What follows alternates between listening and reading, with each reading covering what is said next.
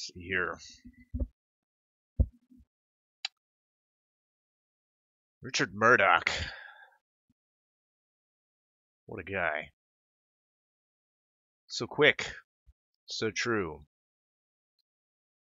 Still remains a steady fan of the stream, and I appreciate that, especially after all the things that have happened. Give me a few seconds to promote the stream on my various social media. Obviously, I could have done that before, but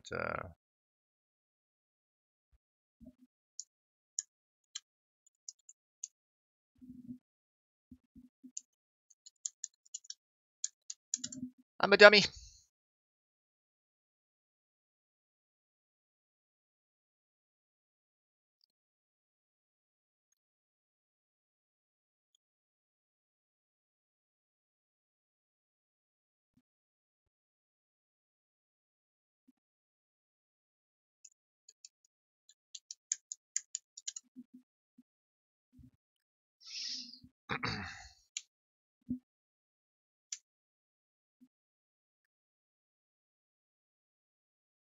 God damn, Twitter's being a real piece of shit today.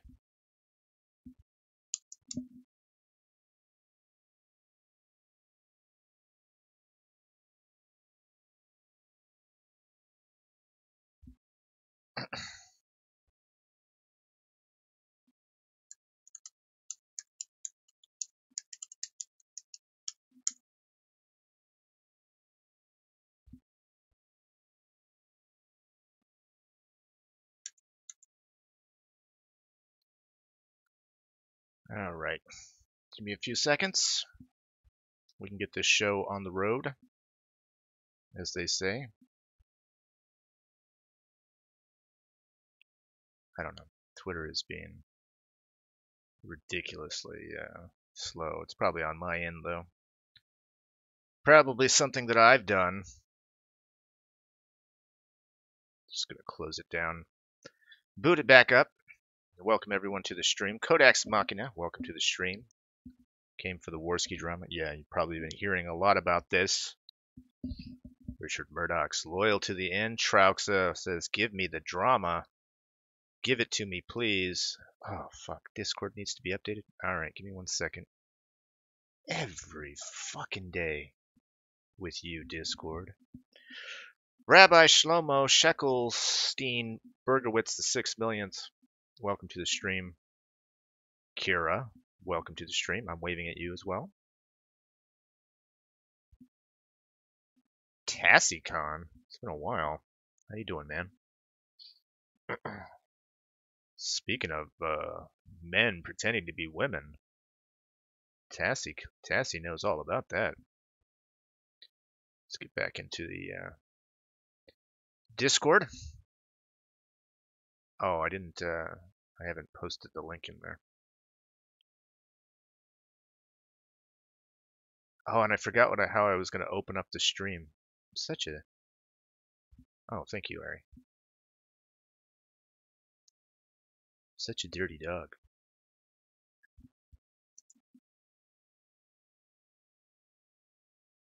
Let me open up the stream the way I wanted to open it up.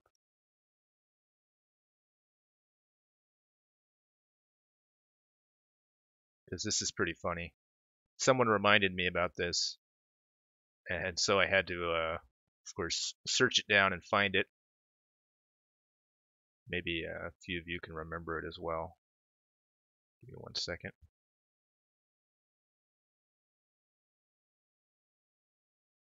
Not also, in those DMs, the guys mentioned Queen of Bance as a he. Sorry, she's a 9 out of 10 MILF. Love you, honey. Okay, I've seen Queen of Bance. She's hot as fuck. Dear God. Not also, in those DMs, the guys mentioned Queen of Bance as a he. Sorry, she's a 9 out of 10 MILF. Love you, honey. Okay, I've seen Queen of Bance. She's hot as fuck. Dear God. Unmuted here. Did that really happen? I'm not also, Also, in those DMs, the guys mentioned Queen of Bants as a he. Sorry, she's a 9 out of 10 milf. Love you, honey. Okay, I've seen Queen of Bants. She's hot as fuck. Dear God. You remember that? What's that about? What a guy. Brother yelling at the dogs over there. Horse wearing people costume. Welcome to the stream. Release the DP.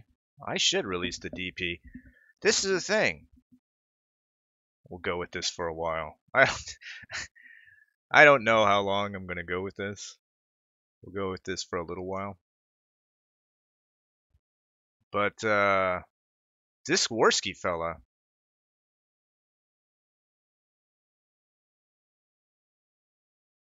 I told him multiple times I was not going to release the DP, but he's going after me. Pretty hard on Twitter, telling people not to follow me. What's that about? Okay, well, me 1 second. Hold on. 1 second, guys. Real life.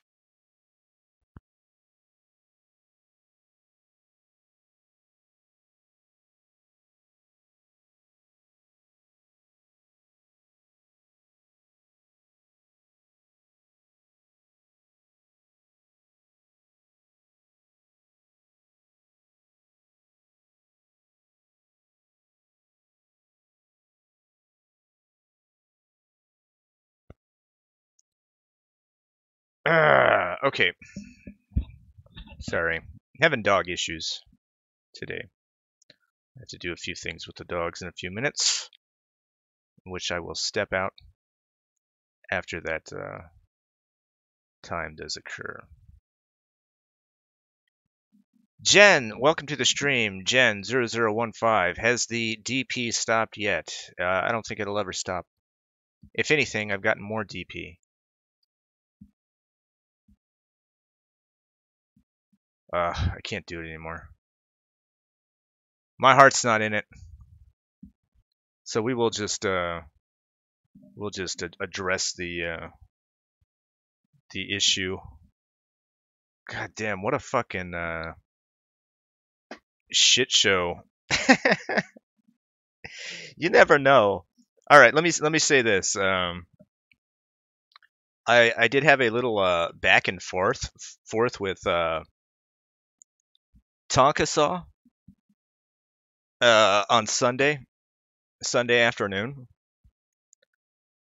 I can't remember what it was about, but he did say this dig, and I can't pull it up now. I didn't have the gumption to screen grab it, but he said something to the effect of your trolling, Davis's trolling makes about as many waves as his art. I was like, this is supposed to be like some kind of he's supposed to be coming after me here. Because the thing is, that innocent little troll that I did, my God. And I've said this before. Oh, by the way, I'll just tell you, I'm not Queen of Bants. We'll just get that out of the way, so we don't so there's no confusion. How am I gonna believe you now?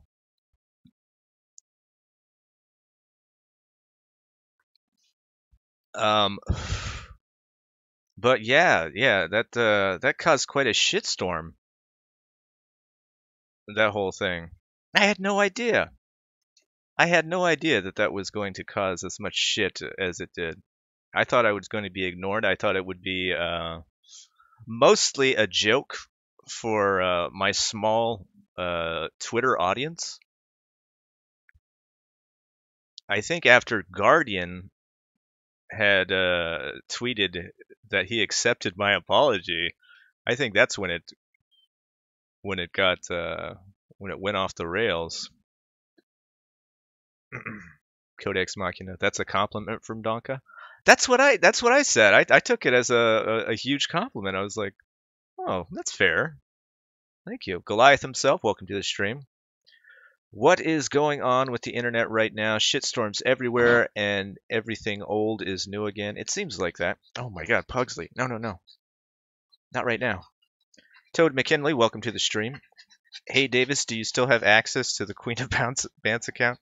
It seems that whoever is on it at the moment is denying you are him.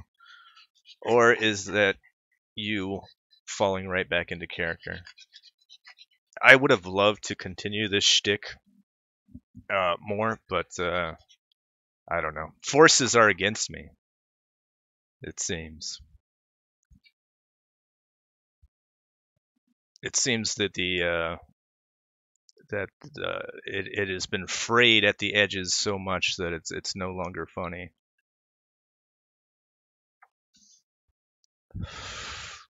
Yeah, one little joke tweet. That's all it took. Like I'll play a few things. Well, let me show you what I was talking about before with the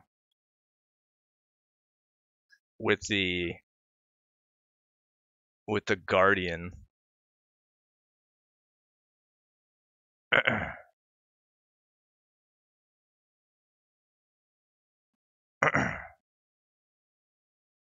I think I will be satisfied with this statement. If people want more, then so be it. But since the only issue I really have is lying, I can't recommend more of a punishment than the public apology given. All right, what do you think that means? It doesn't mean what you think it means. Toad McKinley.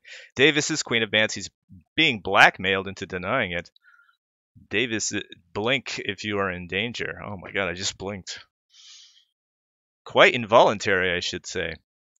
But going back to this tweet, what do you think this means? I'll tell you what it means, so you don't get too confused. This means that Guardian is accepting the apology that I'm giving on, and that Queen of Bants is taking as her own. Did that make sense? It didn't? It didn't make sense? Because that's what it looks like to me.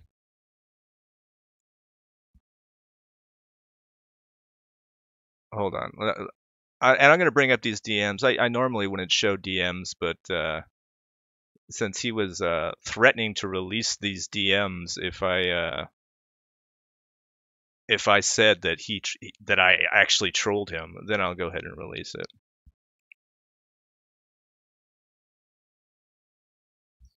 If I can find it. He might have already gotten to me.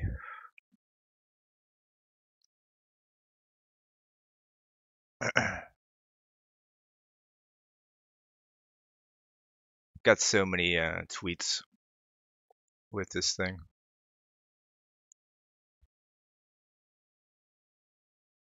Oh, here's another one. Oh my god. I should have had this all up.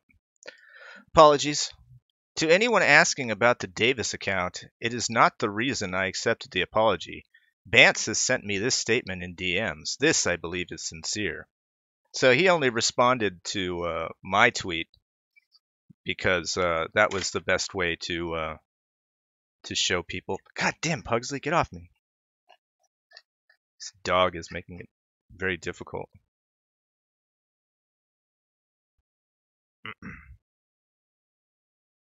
Where did I save this shit?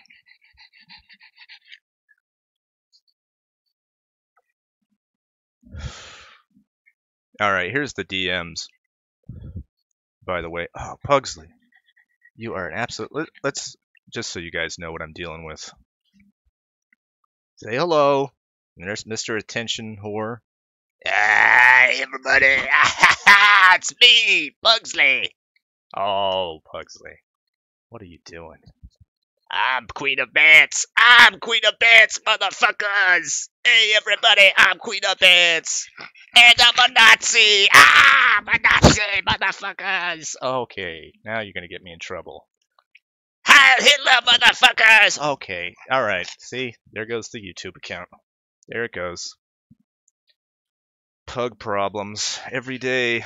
All right, if you're going to be quiet, then we can move this on. Let me read this DM real quick. Just for the sake of transparency, I know you are not Bance. This is 4 hours after the initial tweet that he made.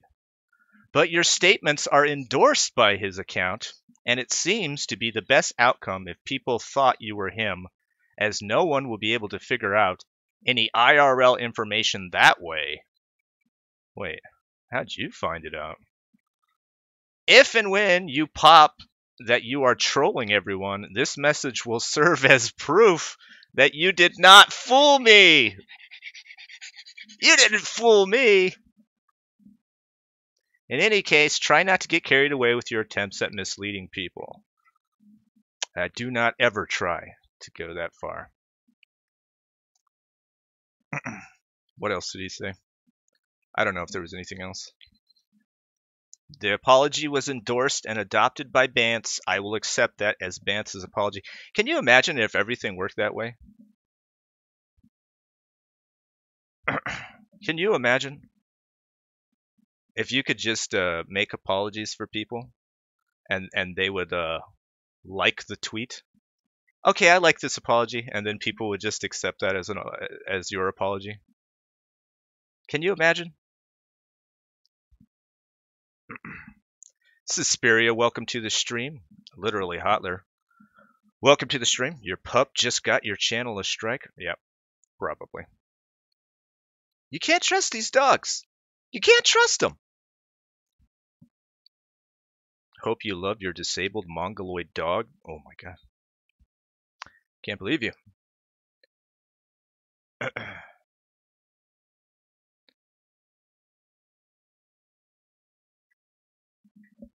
Here's a new tweet from Thomas Ellington. I don't know how new it is. Just got off a long voice chat with Queen of Bance and learned an enormous amount behind why he chose to do what he did. He's okay with me repeating some of what I talked about, other things he isn't, and I will take those things to my grave. Stand-up guy. Stand-up guy.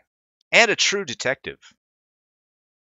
And I will show you what kind of detective he is.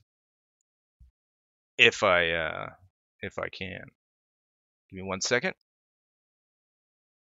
Because I'm really good at this stuff.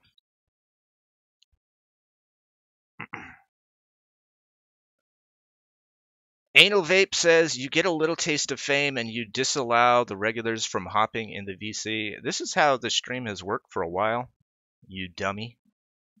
Where I preface the stream with a little Andy Rooney, little monologue, so to speak. Don't act like you don't know. Okay, here we are. This is Thomas Ellington on Sunday night talking about Andy Warski. Let's play it real quick. I bet a lot of these, because I mean, I probably would have fell for it too. Who knows? I mean, she was a hot chick looking. He used the hot chick's picture, so I mean, yeah. Andy Andy messaged me. He was a little bit worried because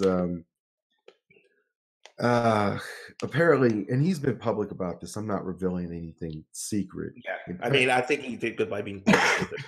He fucked up, man, and in plain simple, he fucked up. I'm pretty sure every guy we've always talked to probably did that. You know, yeah, but it was in such a. I thought he was joking about this. He yeah, I saw it. He was like, I sent 7 pics.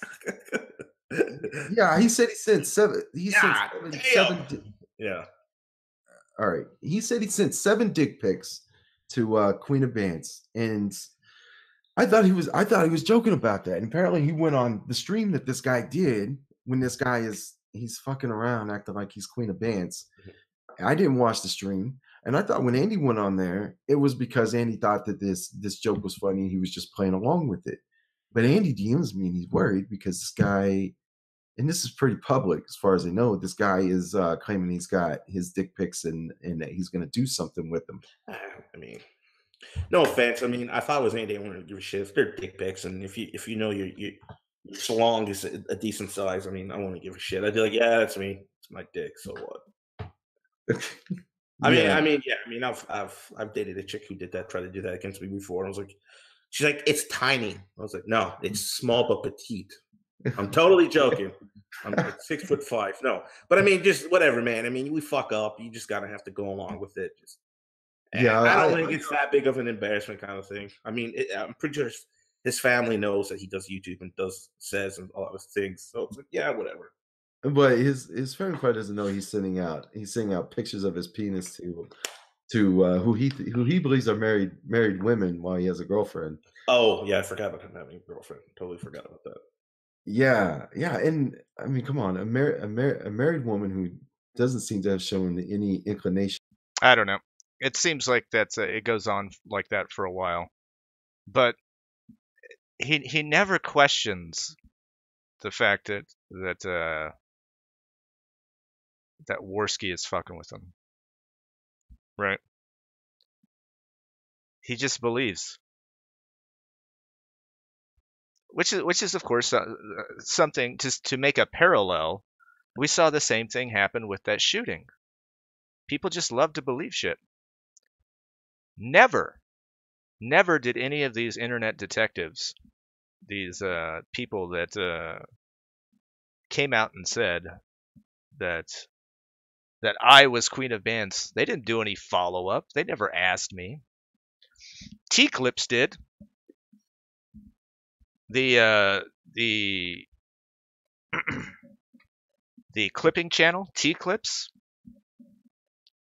DM'd me and had all sorts of questions. About well, wait, if Joaquim is saying this and you're saying this right now, really really on top of her game. If I understand it, she is a woman. And at some point I just said, yeah, I know, it just doesn't make sense. That's human nature. So yeah, I think she knew it was a joke when she got to the bottom of it. she knew it was a joke. And let me also talk about this. The amount of people there's two factions. There's people who hate me, who believe that I'm Queen of Bants, who believe me that this whole thing is real, and they hate me. We'll talk about that in a second. But then there are people that are so upset about the trolling. Oh, you're a fucking asshole, dude. Why are you doing this? What the fuck am I doing? I'm just having a little bit of fun. And they're so upset by it. It literally hurts no one. No one is hurt by anything that I've done. Yet they find the need to be upset by this. The outrage culture is real, guys. We know it's real. We know that people like to be upset about things. But I don't know. I'm getting like a lot of shit about this whole thing. Ah, it's gay. What you're doing is gay. Let me say, okay. Let me say it like this.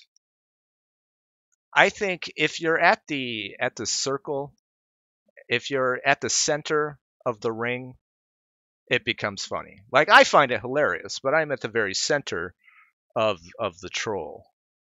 But people who understand what's going on, as you radiate from the center, are going to find it funny. Now, when you get to the outer radius of the circle, yeah, it is pretty gay. So I don't have any problem with that. But to be outraged over it is, I find that endlessly hilarious. So, but that's what a good troll needs. You know, when you're trolling someone, you need people to take it seriously, and you need people to get upset. And certainly, I didn't want to hurt people, but it's endlessly funny when people get upset about stupid shit like this. Literally, Hotler. To be honest, that was some of the funniest shit I've ever seen. Davis let them cry. It's so funny. It is so funny. Watching them try to get to the bottom of it. Oh, some of the best fun, the most fun I could have had on a Sunday. And I have to tell you, I have been going through some IRL real shit. So it really did bring me some joy to go through that whole thing.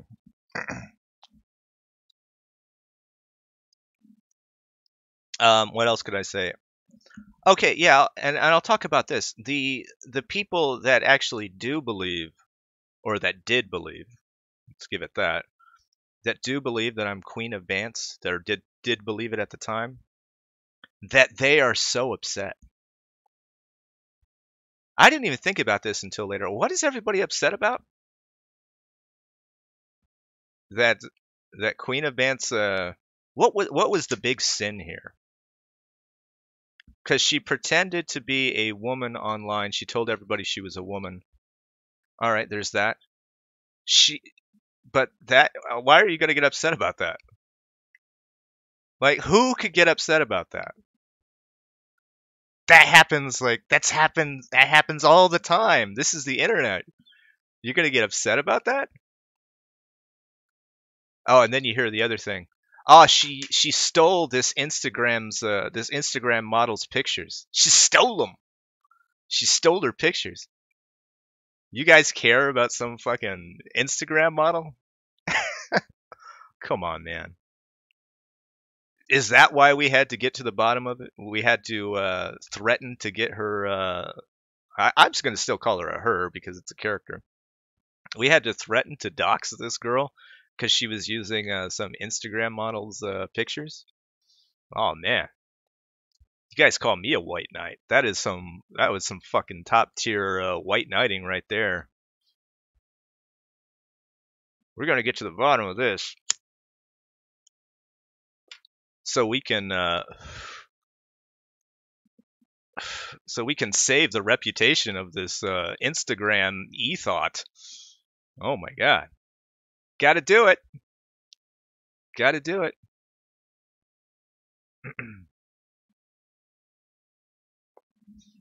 Queen of Bants admitted the murder story was a lie, says Hotler. Yeah, I saw that too. Apparently she deleted that one. But, yeah, using sympathy for, I don't know, what? That is a dirty dog maneuver. So she must be doxxed.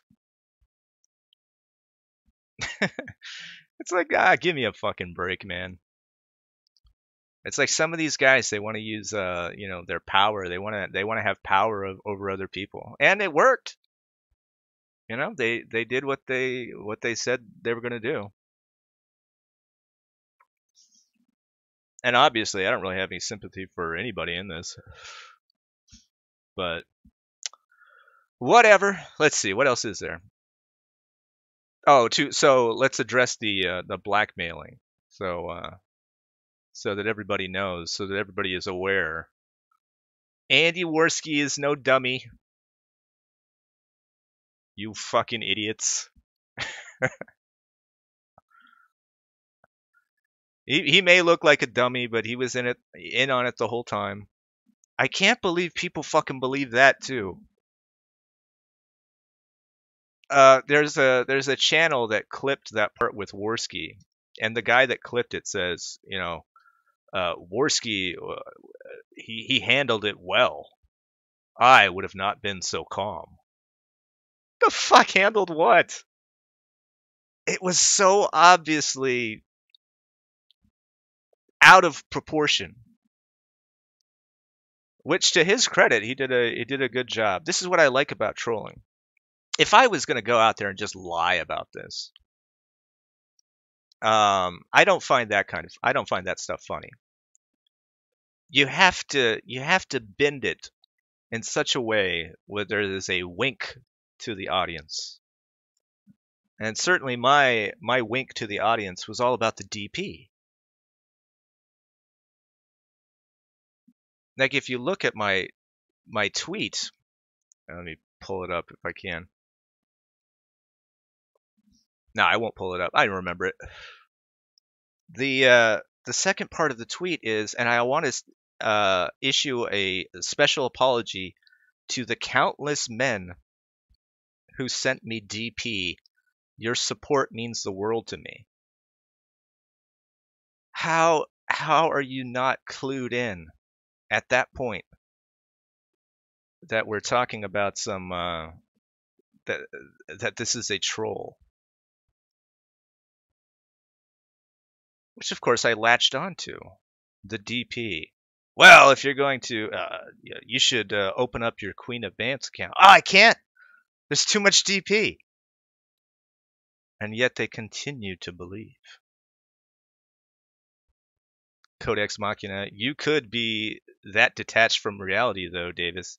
That's the other thing that guy said, which is, of course, what you're referring to. Let me pull it up if I still have it somewhere. Oh, I don't have it here. But I don't know. I don't want to get on that guy's case too bad. I mean, I do appreciate it. Him clipping it out, I don't know how long that stream is going to be up. You never can tell these days.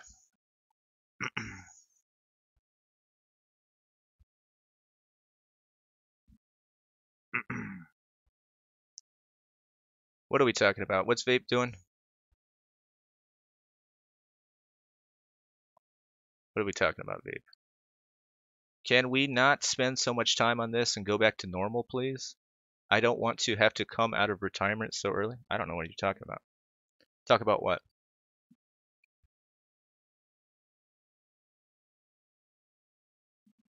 Davis's stream isn't some missile. Why are you always telling me what my stream is?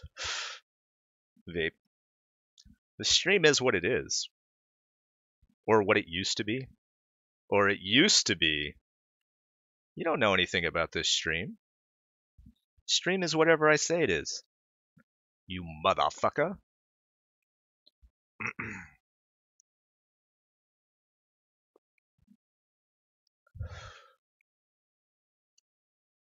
Yeah, so the troll hurt absolutely no one.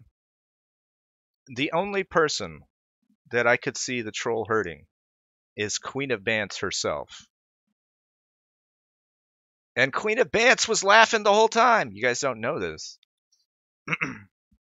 You should have been aware, because she was liking all my tweets. Now, that could have been because at the time, I was her, to many people's opinions. But I'm just going to tell you now, she was laughing. So, Count Pupper, welcome to the stream. Says Davis's stream is a constant changing force. Yeah, that would be accurate to what it is. Anal Vape says the new fag. No, actually, this is the thing. Anal Vape. Count Pupper was actually the first person on the stream. The literal first person. The first day I started streaming, Count Pupper was here. So, if anybody can talk about the nature of this stream and what it is, it's probably him. Anal Vape says, Davis, mod me so I can prevent the boomers from hugboxing. Hugbox fagging, I'm sorry. I don't know what hugbox fagging is. You'll have to explain that one to me.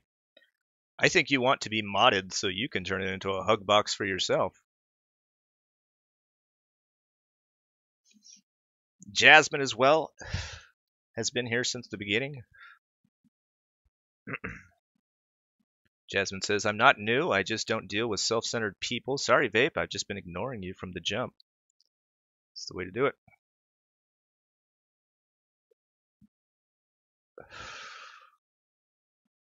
Oh my god.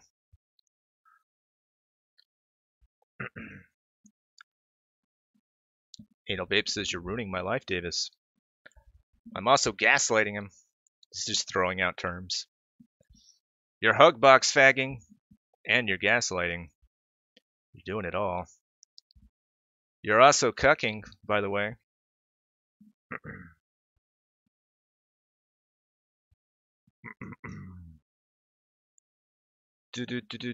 What do you want me to fix, babe?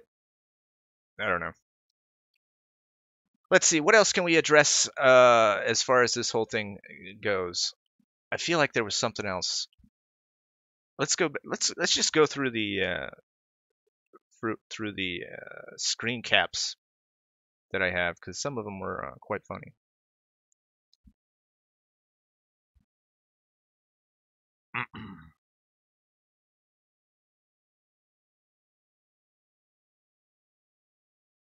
See if anything pops out at me real quick.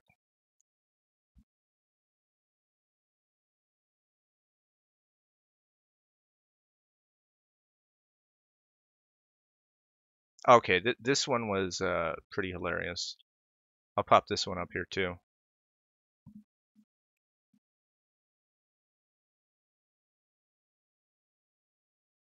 Yeah, there was a joke in there.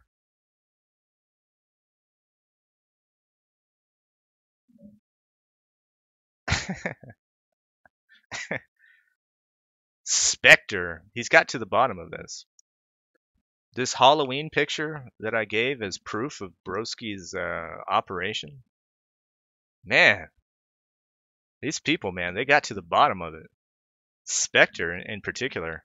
That's a cropped image from a fake zombie wound on Amazon. Fucking Spectre, man. On top of his game. You can't fool these people. You can't fool them. They can't be fooled. General T-Bone, how long are you streaming for, Davis? I get off of work in an hour and I'm on break now. Yeah, I'll be streaming all night.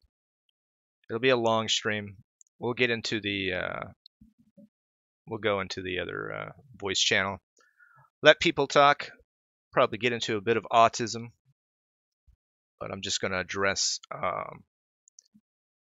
this for a while. For a little while. I don't think there's that much more to go.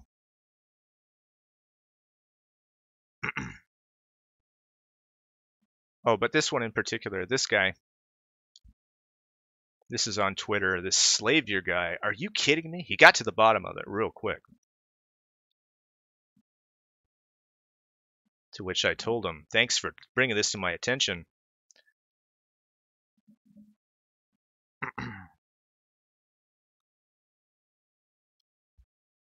I don't know.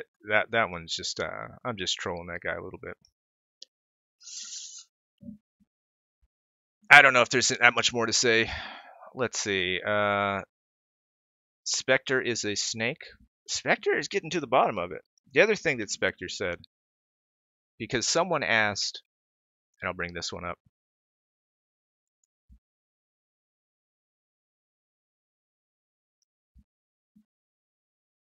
It's loading. I don't know why it's taking so long to load. Oh, I know why.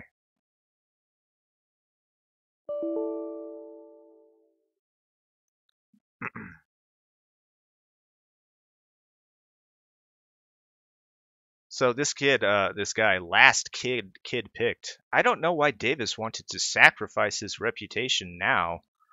Now only people that are in his community will deal with him. Sacrifice my reputation. Sacrifice my reputation. But Spectre figured it out. He says, because he's making himself buddy-buddy with Tonka. That's why I'm sacrificing my reputation.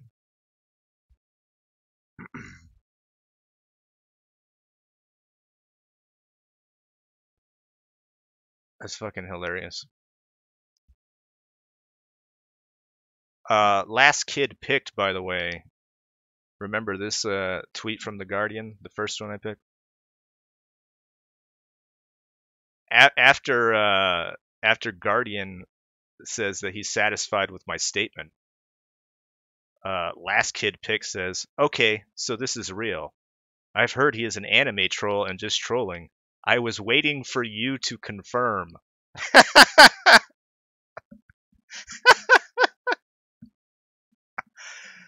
So not only, all right, do we have this guy who apparently accepts other people's apologies in lieu of apologies from the actual person.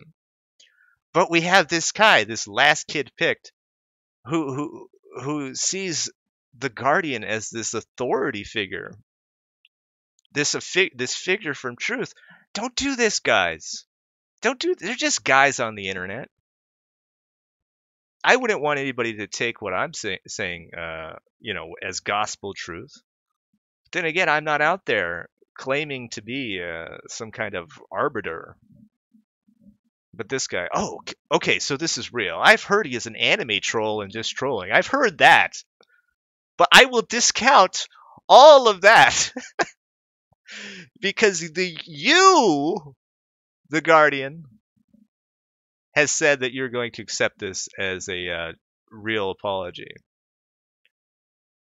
I want to also point out that there was no response from the Guardian to this comment. The Guardian didn't clarify at this point that he did not accept, that he did not say, no, he is trolling. I'm just accepting the apology on her behalf. So take that for what it is. Just putting it out there. Okay, let's go back to the comments.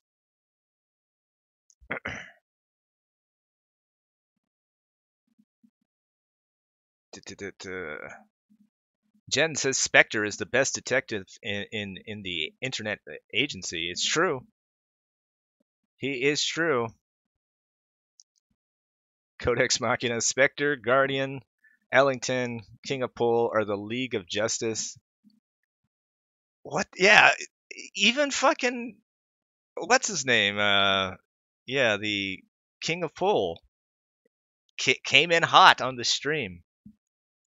Did not do his due diligence. Every one of them. Every one of them.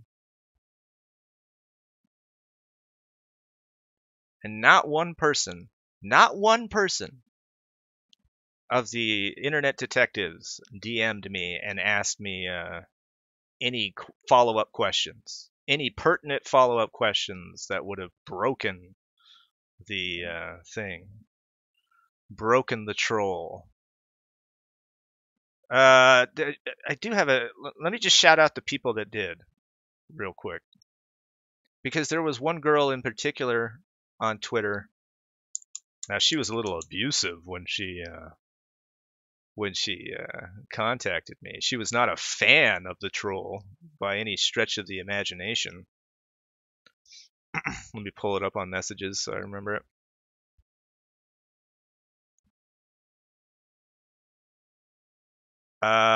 This person, Jessica H.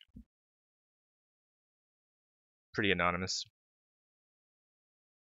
Yeah, she's the one who initially told me to tweet out from the Queen of Bants account that I'm David Combs. So, of course. So, of course, I asked Queen of Bants to, I said, hey, so maybe that's a new thing that I can reveal right now, is that Queen of Bants was not in on it. And it was, there was also like speculation that I was doing it to take the light off of the whole controversy. No, it wasn't anything like that. But I saw that Queen of Bants was having fun with it. So when Jessica H said, tweet that you're David Combs from the Queen of Bants account, I asked Queen of Bants, hey, listen, you can do this, but it is a grease ball. You don't know where this is going to go next. It could go anywhere. It's unpredictable. And to her credit, she went ahead and did it anyway. And obviously, it did go wild a little bit. So Jessica H was a good detective, and T Clips also a very good detective. got to the bottom of one of the most transparent trolls.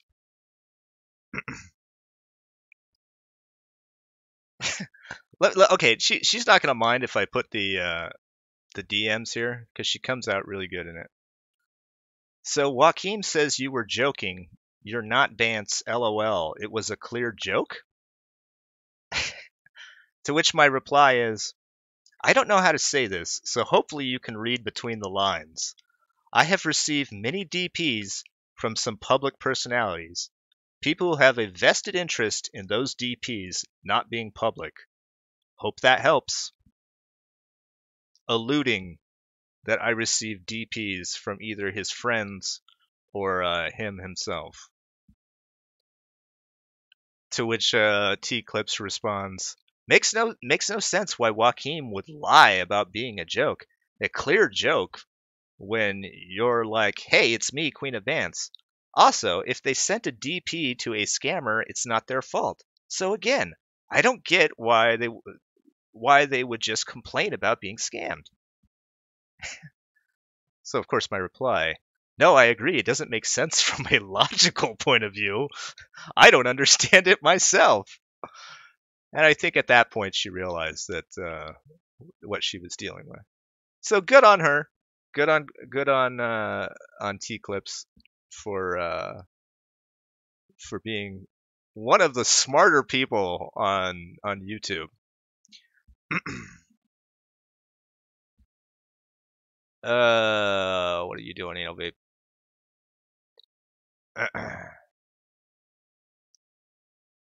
Suspiria says women on the internet don't exist. It's true. I am most of the women on the internet, including you.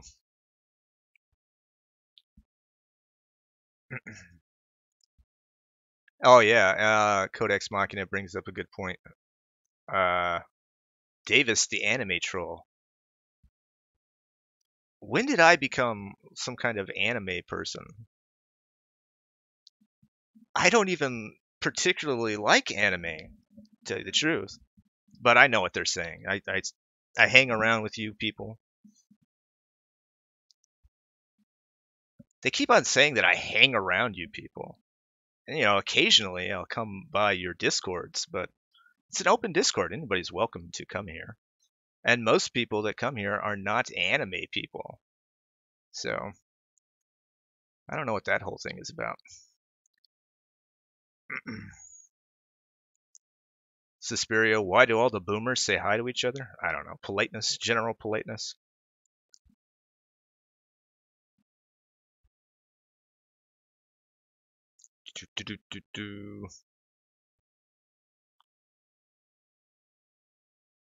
Anna Drake, welcome to the stream. And let's see. Okay, I have to let the dogs back in, I think. Or out or something. Give me 1 second, I'll be back.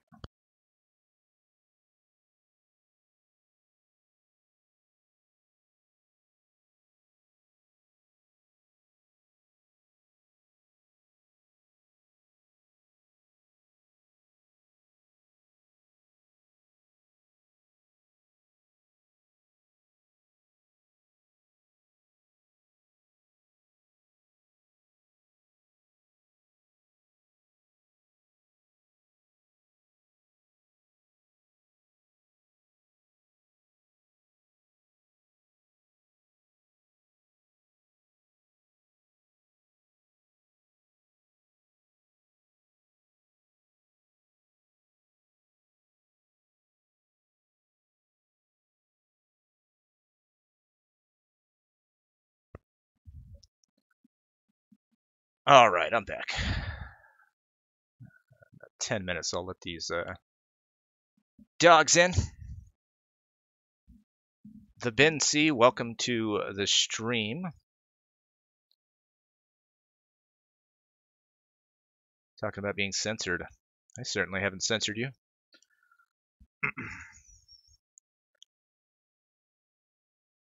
We'll go into the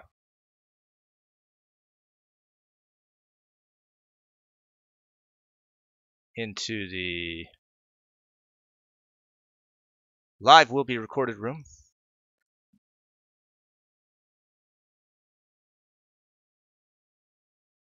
Real quick. See what's up with everyone. And we'll do that now.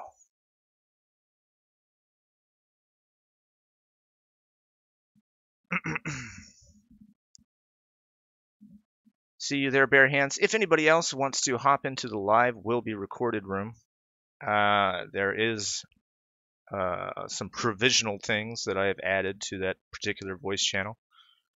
You have to be a super demon to get in there, which everybody in the other VC is. So if you want to hop in here to do that, that would be fine.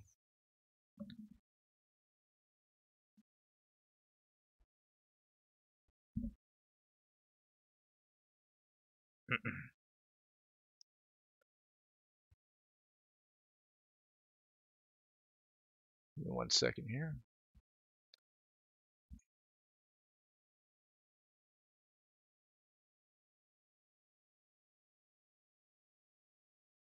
Give everybody the rules.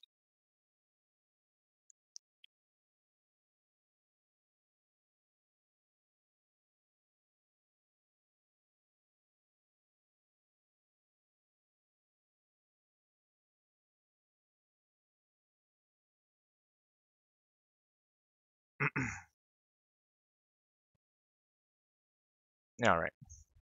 Looks like everything's set up. Can people talk, or I don't know if there's. Oh, okay. You can talk. I was just wondering if there was something wrong with the VC.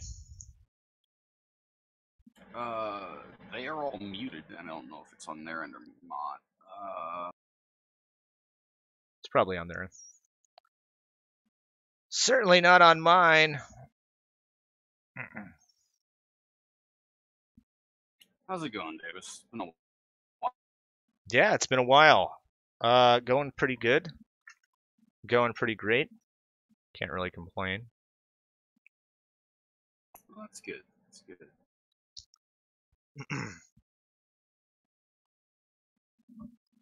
Someone's saying that how upset is Anal Vape that he can't talk?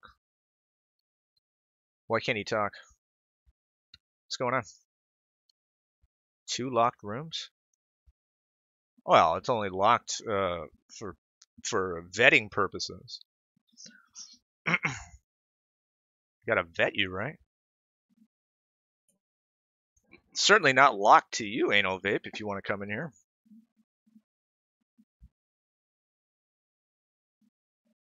Because I locked the room. I don't know. Say something in the general, Vape, and I'll update your roles if they're not already updated. Oh, no, he's just a regular demon. You need to bump him up. Okay, I don't see him. Or tell him to hop into Aboriginal Aristocrat so that we can drag him down. Yeah, there you go. He's been updated. Jasmine in the stream. Vape wants David all to himself. No wonder he's upset. Oh my god. Could that be it? I mean, maybe. You've heard the rumors about Vape. I don't think they're rumors anymore. Yeah, I think he has all but confirmed it. I've been in hiding recently, so I haven't heard all of the stories. Oh my god. Why have you been in hiding?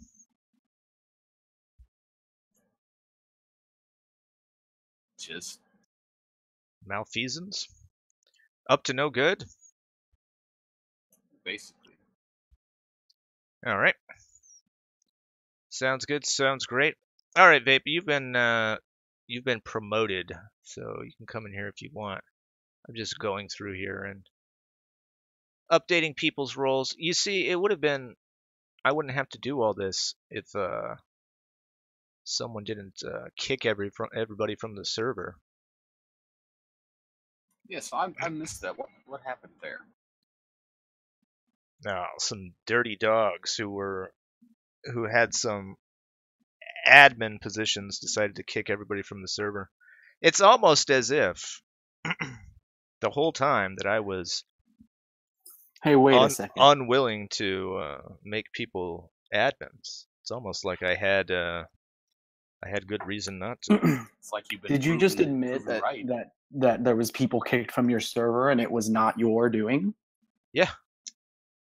Why? And those people are still in your server, yes? Yes, they are. Cuck. Why am I a cuck? You just said it yourself. Now, you outlined it Vape. yourself. They may still be in his server, but they're not admins anymore. They don't have any power anymore. Okay. So what's the difference between that and my situation? That you called me a cuck, Davis. I don't know. I can't remember. What was your Maybe situation? there is no either we're both cucks or none of us. Oh are no, cucks. they nuked your server, Vape. And I was saying that you were a cuck because you were standing up for them. No. Okay, so the first server, I'm not standing up for them. I've allowed them to back into the server because I think they're all right. I think they're fine people, but obviously they can't be trusted again.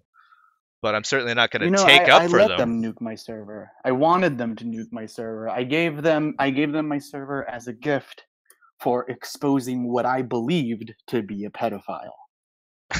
What? No, yeah. So back when I thought Zoom was a pedophile, and it was the anime mafia who created the shit show in order to make him end up on the Ralph Retort stream, I was like, wow, good job, guys. Here you, because they've been wanting to nuke my server for a while. So I said, wow, congratulations. Here you go. I'm going to give you what you guys want. You deserve it. I had a backup server that already had like 100 people, like 50 people in it anyway. This just in, Anal Vape admits to cucking to the anime mafia. Wait a minute, though. It's not cucking. I gave them a gift. The only time I ever did cuck was when I gave them admin. There was this time where they were spamming the server.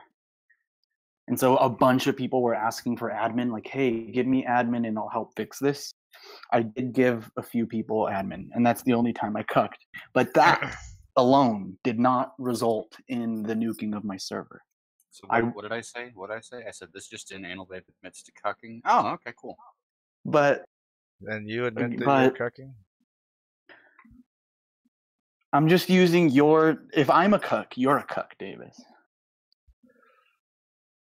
And you know this is the truth. You can't legitimately argue. Tell me why I'm a cuck. I don't mind. Because the same people that attempted to destroy your server, destroy it, and I don't mean nuke as in get rid of the server, but the closest thing to it, get rid of everybody. You allowed them back in. You let them walk right through the front door. Yeah. We're talking about open door policy. Yeah. We're talking about Relatively and Lizard Overlord. I like those guys. Certainly what they did was certainly dirty dog behavior, and they'll never be granted admin permissions ever again. But that doesn't mean I'm a cuck. I like the both of them. So you're saying I should not allow people in that I like? Relatively did have admin permission at the time. But so what if I like them? Okay. I don't know. This whole conversation just reminds me of the early days of BYBS, back when it was just a little show. We're having a good time, and then there's this jack-off named Anal Vape. He showed up, and I was like, that name's kind of funny. It's like vaping through your ass. And I was like, that's kind of good. If I only knew back then what you would cause. Oh my goodness. The shitstorm. I would have left right there. I just would have stopped. But Anal Vape, you keep doing it. How do you do it? Well, I'm basically an idiot savant. I just let destiny take its course. You see, what you need the life of Christ, because this is what happens when you're just out at sea and you let the ship go on its own. Nah, man, you need focus, you need direction, and you need not to make fan discords for YouTube shows you're watching, and and let it be taken over. So can you tell me the rundown of that? So I was never in that Discord. You started a fan Discord for it, and you had several admins? Yeah, so it's crazy how quickly that server blew up. It ended up getting to like 300 people within a week. BYBS was very popular at the time. You were a liberalist. You were. You were Yeah, a liberalist. Your first avatar was with Snake from Snake Eater, wearing like the rainbow camouflage. You were a faggot even back then. Unbelievable. Yeah, my first ever appearance on a live stream was me defending hardcore. Oh no. This it all makes sense. It's all coming together now. So are you ever planning on repenting, on changing your life so that you don't keep causing these blow ups? Wait, 5 months ago, maybe once I get unsuspended from Twitter. What the fuck was I talking about? I was not suspended back then. That's obviously fake. That's your avatar, your current avatar. But yeah, that should show that 5 months ago this was not my avatar. Yeah, but the account updated. He's going back to old comment sections. If that is real, well, I believe it's real. I don't Who know would what I was fake talking that? about. Anal Vape 5 months ago. You're a nobody. Why would someone 5 months ago fake a comment? Did I get suspended 5 months ago? I don't remember ever getting suspended. Hey, Vape, Bare Hands is a trustworthy kind of guy. He would not fake something like that. Never. Kraut says quit while you're in a shallow hole, whereas Bope says we're talking about Anal Vape, therefore he won. So what is the real case? What's really going on? Did I win? Did I lose? Am I Destiny or am I Zeph? Maybe you should just shut up. That's very selfish. I don't know if everybody wants me to shut up. I think just you want that. I don't know. I was just having a conversation with Dick Rocket earlier, and I was thinking about how all of this came together. Davis, how did you even get Anal Vape involved in your channel? Like the Night Beast streams, when did they start in relation to blood sports? I was kind of just invited without really thinking about it. Well, yeah, I had done a tweet. I had done a picture of 02. Okay, let's start off with this. There are two accounts, a CRISPR account on Twitter and a 02 account on Twitter, and they were both 02 avatars that would advocate for banning pit bulls or for euthanizing them. And I've been following them for quite a bit, really enjoying what they were doing. So I made a picture of 02 standing over the dead bodies of these dead pit bulls. And I remember that one. Yeah. I mean, that's not entirely accurate. No, hold on. I'm not even finished, Anal Vape. Jesus fucking Christ. Your autism is off the charts. The machine gun. Jesus Christ, Vape. Let me finish the fucking story. So I thought that picture went over pretty well, but I had a few problems with it. So after a while, I was thinking, okay, I had another vision of what I could do. I had a vision of 02 with a machine gun just hosing down pit bulls trying to protect these cat girls. And I was like, it's just going to be a lot of work. I don't want to do it. And I was like, fine, I'm going to fucking do it. So once I realized I was going to do it, I saw that Vape was also anti-pitbull, and he had put the link to his Discord on Twitter. So I went over there, and he had a shill. Wait, the BYBS fan Discord? I don't know. I don't think it was. At this time, it was just my personal Discord. Okay, so it went to that. BYBS one was nuked already. Yeah, got it. And it was fresh. It was probably less than a week after that happened. Yeah, so I shilled the stream in there, and that's when he came over. And to his credit, he asked if he could invite some of the people that he knew over to the stream, and that's what he did. It was really weird because it was that day we got like Mundane Matt even stopped by later on in the night. I was like, what the fuck is going on here? He goes he goes everywhere. I remember out of the blue, someone sent me a Hangout link, and I went to it, and it was Mundane Matt on Joel's show, like Podcast to Sleep To, which has like no subs, but yeah, Mundane Matt, there he was, and I got to confront that fat shill. Oh man, not a big fan of that guy. We go way back.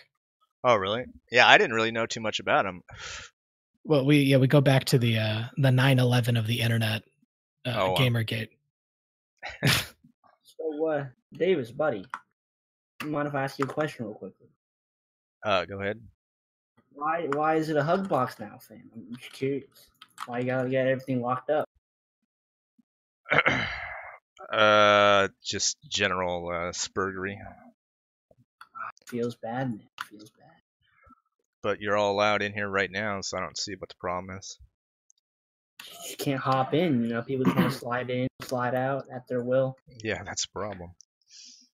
When Davis shared his stream in my server that one time, that initial time, during this time I was kind of addicted to raiding other streams. We did it to Sisyphus. We raided Sisyphus's stream, and we just bombarded it. Me, Bully, and the rest of the guys. And so we did it to Davis. I was in there by myself, but I ended up telling everybody, "Hey, I'm in here. This VC is just open." So everybody came, and they just never left. Yeah, I really didn't even. I didn't see it as a raid. That was the attempt. It's not really a raid when you shill your stream. It's always been. You're not even good at raiding. You're not even good at raiding. It's always been an open VC. It's not really. I disagree. I'm so good at raiding that I get blamed for raids I had nothing to do with.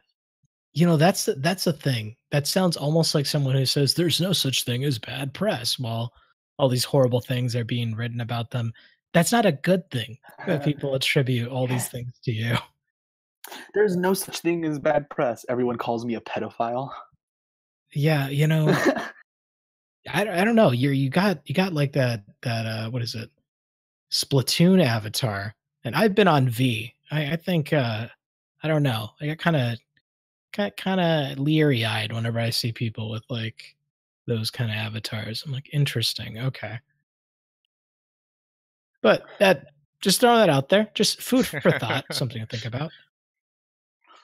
I mean, I don't like jack off to pictures of the Inklings. He's only pretending to be into lolly porn. I mean. Wait, I don't understand the association between Nintendo and lolly porn. No, I get it. No, you clearly said you don't, so I take your word for it. I mean, what, do you have a Switch? I do. And you play Splatoon 2? Unbelievable. It's a lose-lose situation either way. One, you're like, you're not helping your case here, man. Look, I have a hentai folder on my computer, and I've never once masturbated to it. I haven't masturbated to hentai since I was like 15. I just do it for shit posting. What does that mean? Yeah, literally nobody asked you if you masturbate people to ask hentai. Me all the time. I'm just saying that. But shit you feel the need to get ahead of this. You got to get ahead of this shit rumor. Posting what did I walk into? Shit posting isn't representative of a person's personality. This is this is the problem. I'm just ironically jacking off to hentai. Like, I'm just ironically doing that. Like, do you understand? Don't do that. It's a joke. Yeah. It's just a joke of a joke. Oh man. But come on, let me enjoy video games. Can't I just have that? No. Why? Straight up, no. Video games are bad, dude. It was the final red pill that you want. The final red pill. It's video games are actually bad for you.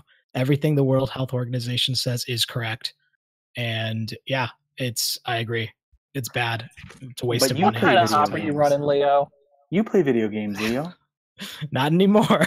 I mean, I play like 10-year-old PS2 games on stream once a week for like an hour. So I average 2 hours of gaming a week. Yeah. Is it me? Did I convince you to stop playing video games? Or do you don't want to become me? No, it's just they're all bad. I don't know. I'm just tired of the cycle of getting very excited for a video game, buying it, and then it not being good. When it's finally finished so developing, would you play the game Kanye West is making, which is about his mother ascending into heaven? Sounds pretty. I might watch a Let's Play. Isn't that So, weird? That's Leo- specifically what it's about. It's literally just about Kanye's mom going into heaven. How can you make an entire game just about that? The way I picture it is it's like a Galaga game with his mom just going up into heaven and she's like shooting things in the sky. I don't know. So Leo, you're not red pilled on video games. You're black pilled on video games. Like, Oh, dude, take the black pill. No, I just think the ultimate red pill is that books are way better than video games. Like, what do we? Well, listen, I plan on starting a family. I plan on having posterity in the future. And what am I going to do with my child? Oh yeah, check out what is it? The 4th hour of Resident Evil Code Veronica X. It's really awesome. What is that? It's awful. yeah, but that's good games, dude. Like, Really? Okay, great. Seriously, I'm trying to think of like even like Deus Ex or like really old, some of my favorite games of all time. I still wouldn't like if I made my child play, they'd be like, "This is old. This is boring. I want to play Fortnite." Like, you I realize play that? Fortnite 7. It's just gonna be Fortnite. and they're like, "Oh, can I play Overwatch? Dad, can I have your credit card?" You realize why I don't like video games are actually bad. You will like you're right now, you're in denial. I get it. Give it some time. You will slowly realize, oh no, they're actually bad. You paid $60 for a digital vending machine to keep asking you for more money. I played Destiny 2. Don't worry. I don't wholly disagree with you, but I still think there's good video games. It's just, a lot of it's shit. Are video games a sin, Leo? Are video games a sin? I mean, it just depends on how much you give yourself to it. It's like any other form of idolatry. You can get obsessed with one thing, and you should never judge something by its abuse. So no, video games are not inherently evil or sinful, but man, when I think about the World Health Organization's definition of video game addiction, you have to understand there are real cases like that. People who just completely are absorbed in video games. Well, that's just addiction. That's not back up. Do you think I specifically can get video. benefits? You think I can get benefits from the try government for being addicted to video games? Did you really try to compare video in games to California, most idolatry? Is that what I heard? Yeah, that's what you think that's ridiculous. If you read the Bible, you realize by definition, idolatry is anything that where your adoration, your worship is misdirected from God. And I'll tell you, when you see the people's reactions to E3 trailers, you see them screaming like because of a new Zelda game or like some, other garbage. I don't know. Yeah, it is kind of idolatry. Like, people lining up, dressing up as characters. In their hearts, their number one is, I don't know, some video game character like Tracer from Overwatch, like their waifu. It's really sad. Yeah, They Oh, care come on, more just about let look people at have that. fun and enjoy what they like. Look at the Final Fantasy house that guy did the video on. These people are, of course, Some people idolizing. I'll give you that one. And they buy like That's- hug that's a valid pillows and they buy posters and they buy like Stop making fun of me, figurines. okay? Yeah, Anal Vape, I'm Shut not up, making baby. fun of you. I'm calling you to repentance. You know what's free and available? The life of Christ. And you can do it. You can do it. Anal Vape. Even you can. Couldn't I be a follower of Christ and enjoy video games? Yes. But the problem is that's not what you're doing. You're not following Christ at all. You're jacking off to hentai. I'm telling you, I haven't done that in 10 years. Okay. 10 years. I do masturbate, just not to hentai. That's okay. That's incredibly specific. 10 years? Were you even alive that long ago? I'm 25. Like, I started jacking up when I was like 10. I don't know. I love how candid you are about saying this information. You just have no filter. 15 really years just- old. He Have- is have you never met vape masturbating before? to hentai. No, I have, but it's just I always wondered why. Like, do you still smoke? Do you still smoke the devil's lettuce? I do. Do you I see haven't that's the been the last problem? few days. I haven't been the last few days because You're taking a tea break. I don't. Well, I don't have enough money until Friday. Oh, well, I will say I used to be a partaker of that, and it's let me tell you, it's a lot. You're a lot more efficient. You're a lot more productive without it. You don't need it, and it's very easy to quit. I agree. Yeah, I I don't. agree. easy to I quit. do believe it makes people lazy, and yes, I do believe it's easy to quit. This is my thing, and I don't have any right now, but I'd really like some, and it's for a very stupid reason. I'm having like this is my personality. There's someone I've been friends with for a very long time, since I was like 13, and we're constantly. It's just not a good friendship. We just piss each other off. We don't understand each other. And just today, we got into a fight, to an argument where I decided, okay, you know what? This is ridiculous. I do not want to put up with it anymore. I'm deleting your phone number. I'm not contacting you again. And the interaction really pissed me off. And that's kind of what I do is like, oh, I had a really, really shit day. I'm going to smoke some weed. If I don't have a shit day, I don't smoke weed. So That's vape. kind of my personality. What percentage of your income goes towards weed? For every a pretty good amount. I would say for every $500 I make, maybe 100 of those dollars. All right. So fully 20% of your income goes to drugs. To one No, drug. just to weed. What about the other drugs? And that's like most of the time, but then there are these like occasional times where I just don't feel like it, and I'll go like a week or two without smoking. So what percentage goes to alcohol and other kinds of drugs? Oh, nothing. When I quit weed, I don't replace it with anything. I don't do alcohol, and I don't smoke cigarettes or anything like that. And you want to know what I do though? Is I'll play video games way more. What percentage of your You income Jesus, goes towards boy. video games? I don't pay for video games. You have a Switch though, right? You have to buy Splatoon 2. You have to buy No, it actually doesn't belong to me. Someone left it with me. So you stole it. No, I'm borrowing it. They know I'm borrowing it. I didn't steal it. I don't steal. The only time I've ever stolen was when I was like 6 years old, and I don't even know why I did it. I went to a thrift store with my grandparents, and I stole a bag of nails, like nails that you hammer into a wall. I have no idea why I did that, and I feel bad about it now. Oh, actually, I do remember another time I stole, and I, God, this is so bad. I stole like $5 out of a. I used to be a Jehovah's Witness, and I reached my hand into the bucket and I stole like $5 from the church. So how do you feel about Leo piracy? did not hear that. I really did though, and I like swore on my life I would go back one day and pay it back, and I still haven't done that. So what about things like private trackers or music piracy or just pirating the latest Marvel Cape Shit movie? Do you have any qualms against that? Wait, what? Wait, do I? No, I don't like movies. How about just pirating the newest Kanye West album? No, I will just stream it. I'll just listen to it on Spotify. But I do have a hacked free version of Spotify Premium, so I'm not hearing any ads, and therefore not contributing anything financially to the That's how you do system, it. man. I agree with that. You should pirate everything.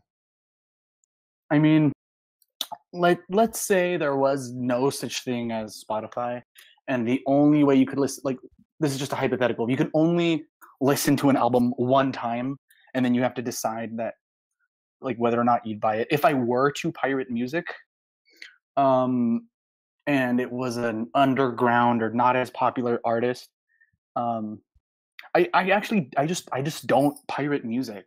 But what I do is like, let's say something leaks before it's supposed to, and I it's been a long time since I've ever actually opened and listened to a leak.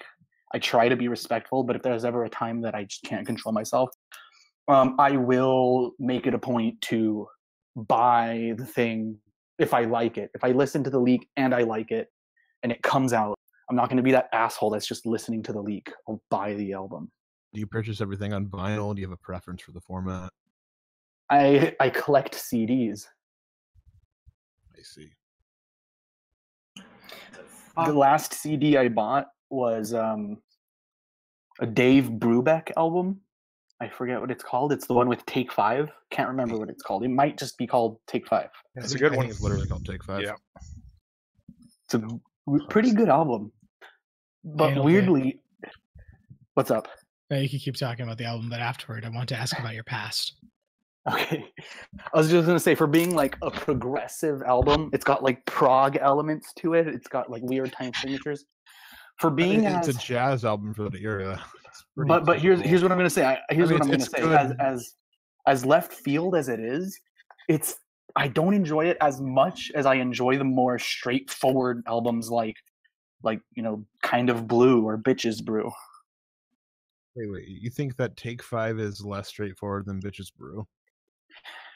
Well, no, it's weirdly more straightforward because even though it's progressive, it's still kind of repetitious. It's still just in a weird way, not pop, but it's structured in a pop way, verse, chorus, verse. Even though it's got those progressive elements. I don't know. It's weird. Like, because of the weird time signatures, you'd expect that, that you would find it to be more weird than the Miles Davis albums, but it's not. I just find Bitches Brew to be extremely overrated, and Take 5 is a superior album. But I see what you're saying. You think Bitches Brew is overrated? I do.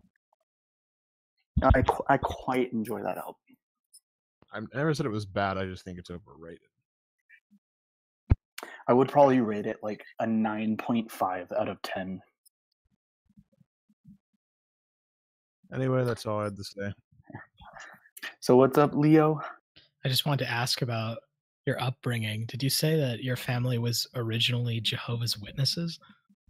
Yeah, I was basically born a Jehovah's Witness, and my mom, I was raised by a single mother, and she stopped being a Jehovah's Witness when I was around 8 years old, and then we just kind of became, for lack of a better word, non-denominational. Like, there was no label to what kind of Christian we were. We were just Christian. Okay, because I just wanted to know if you're old enough to be a part of like the Watchtower Society, like door to door and that kind of business. If you're that young, you probably don't remember it. Oh no, I do remember it. I used to do that with my grandfather. No way, sick. Not actually door to door. They would set up tables in the mall and just wave people over. So the craziest thing is at the airport I was at, they had a Jehovah's Witnesses Christian Science Center at the airport. And their logo, if you look it up, or their insignia, is the cross inside the crown. So they have this like floating crown, and they have the cross like kind of inserting it in there. I gotta post this image. It's very phallic. It's like the bottom of the cross is just like it's being shoved right in there in that cross. And it's very interesting because like Charles Taze Russell, the founder of or at least one of the biggest pioneers of the Jehovah's Witness movement, he was a Freemason, and it's a very common Freemasonic imagery to use the generative principle or to push these sex symbols in a lot of their icons. And I don't know, I just I think it's funny because a lot of people confuse me with being a Jehovah's Witness because I'm a Seventh-day Adventist, but they're like, oh, isn't that like the same thing? What is going on in the chat? It's not even close, but everyone thinks it's the same thing. What is going on in the chat? People are posting. I have no idea. These boomers. I've been ignoring them for a good hour, and they're talking about me. These boomers. Yeah, he loves to call them boomers. It's best not to ask. But most of them, of course, are not boomers. What about Lorraine? Yeah, she's a boomer. So that means all of them are boomers? Is that what it means? Yeah. All right, then. by association, Veep? Leo Pirate, I wanted to ask you because I saw I've seen all of your Days of Lot sermons, and I've been enjoying them quite a bit. And one of them about I guess the gay question, you were going to talk a bit about the Stonewall revolution in New York. I was wondering what you knew about that. So I didn't get a chance to get into it because I didn't have slides prepared for it, which is something I need to do for future episodes, work on slides in advance. But the Stonewall riots in New York, which is their mythology, the gay mythology, the most important story of the gay revolution in the United States, was this riot where a bar in Manhattan was raided by police, and there was constant attacks from the police against the gay population at the time, and they were raided and they fought back, so it just turned into this huge riot. Now the popular narrative is that the cops are going after them for being just gay, but you do cursory research into this, you find out they didn't have the proper liquor licenses at the time. But it gets even better. The people, this is what I wanted to talk about in the stream. The people who are called the Saints of Stonewall are some of the most deranged individuals if you just do a little bit of research into them. And I'm trying to see, it's like Saints of Stonewall. I got to pull it up because it'll just make you aware of the kind of people that were in this movement. So it's like Saints of it's like Stonewall riots. Give me a second to pull it up in Wikipedia, because man, if I find this person. So there's this one person I want to talk about. It was this gay black tranny drag queen, Stormy Delivery. What is their name? I'm so frustrated. It's Stormy Delivery. Is it? This is funny. This is why I wanted to bring it up. I lived in the Chelsea Hotel for 2 years. Left in 2007, I believe. I knew Stormy Delivery personally. What? Yeah, she lived there too at the time. So I'm looking up just to make sure. She was the one credited for throwing the first punch at Stonewall. She is an albino. Dude. Yeah, she's an albino black drag queen. But when you mentioned it, I was like, God, Leo's gonna lose his shit when he finds out. That's crazy. We have 1 degree of separation. 1 degree of separation from the Stonewall riots. So yeah, I looked up Stormy. Yeah, I see that. In fact, that's actually. Let me show you something real quick. This picture that I did of the lobby of the hotel, that's her in the center of it, sitting on the chair, looking at the audience, the one with the little hat on. Who again? Stormy Delivery. One of the Saints of Stonewall. This wasn't the person I was going to talk about, but yeah, that's crazy. That's the one at the lower right with the hat. Yeah. Damn. Crazy. Well, what are you? Now I'm like wondering, what's your deal? Why? How did you? What? Look at the image. Look at the image. It's Davis painting himself. Yeah, it's a little meta, but I like being meta. It's pretty good though. I like the caricature of you. I'm trying. Yeah, you're right. So someone else is pointing out that the person I'm trying to talk about, I can't find right now. We talked about it in the BYR stream about the gay question. It was another black transvestite. Jesus Christ! Yes, I'm not joking. Yes, it wasn't. Oh, okay. Which is what I was trying to say before. Yeah, no, it wasn't this person. What is their name? Escalation. So if I'm just scrolling through the stream. You know what I'm going to do? I'm just going to go to the BYR stream and look this up. But anyway, the point is they are this mentally deranged tranny that actually had mental problems. And it's like, I'm trying to look it up just to give you an idea of the kind of people that were involved in this movement. Give me 1 second. Is there any other kind of tranny, TBH? Nope. What's that statistic? You're part of the 41%. Yeah, I hear that meme going around all the time. Scrolling through the 41%. Hey, big cock. Like the What's up, buddy? suicide. Where have you been? You've been gone for like a few weeks, haven't you? For around a month and a half, I'd say. What's up? Not a whole lot. How about yourself? Oh, come on. What happened? Did you join the military or something? No. You just have a real life, huh? I don't know. It's hard to imagine someone who's on Discord real having life. a real life. Have you just been playing Ark?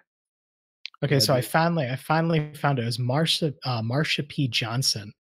That's it. This was, if you look them up, just on Wikipedia, you don't even need to look to like homophobic sources to find this. I'm going to read to you what it says on Wikipedia about Marsha P. Johnson, and I'll post their article in the chat right there. But mental health and death. This is what you will see. In 1966, Johnson lived on the streets and engaged in survival sex. In connection with their sex work, Johnson was arrested many times by the count of over 100. And they said that they had a mental breakdown. I'm trying to find the part that really Survival matters. sex? What the fuck is that? Like for sex for money, but I'm trying to say it's just being a prostitute in general. Yeah, but I'm trying to see here. That's hilarious. What a So hippie here- But if you're fucking way to gay, refer to it.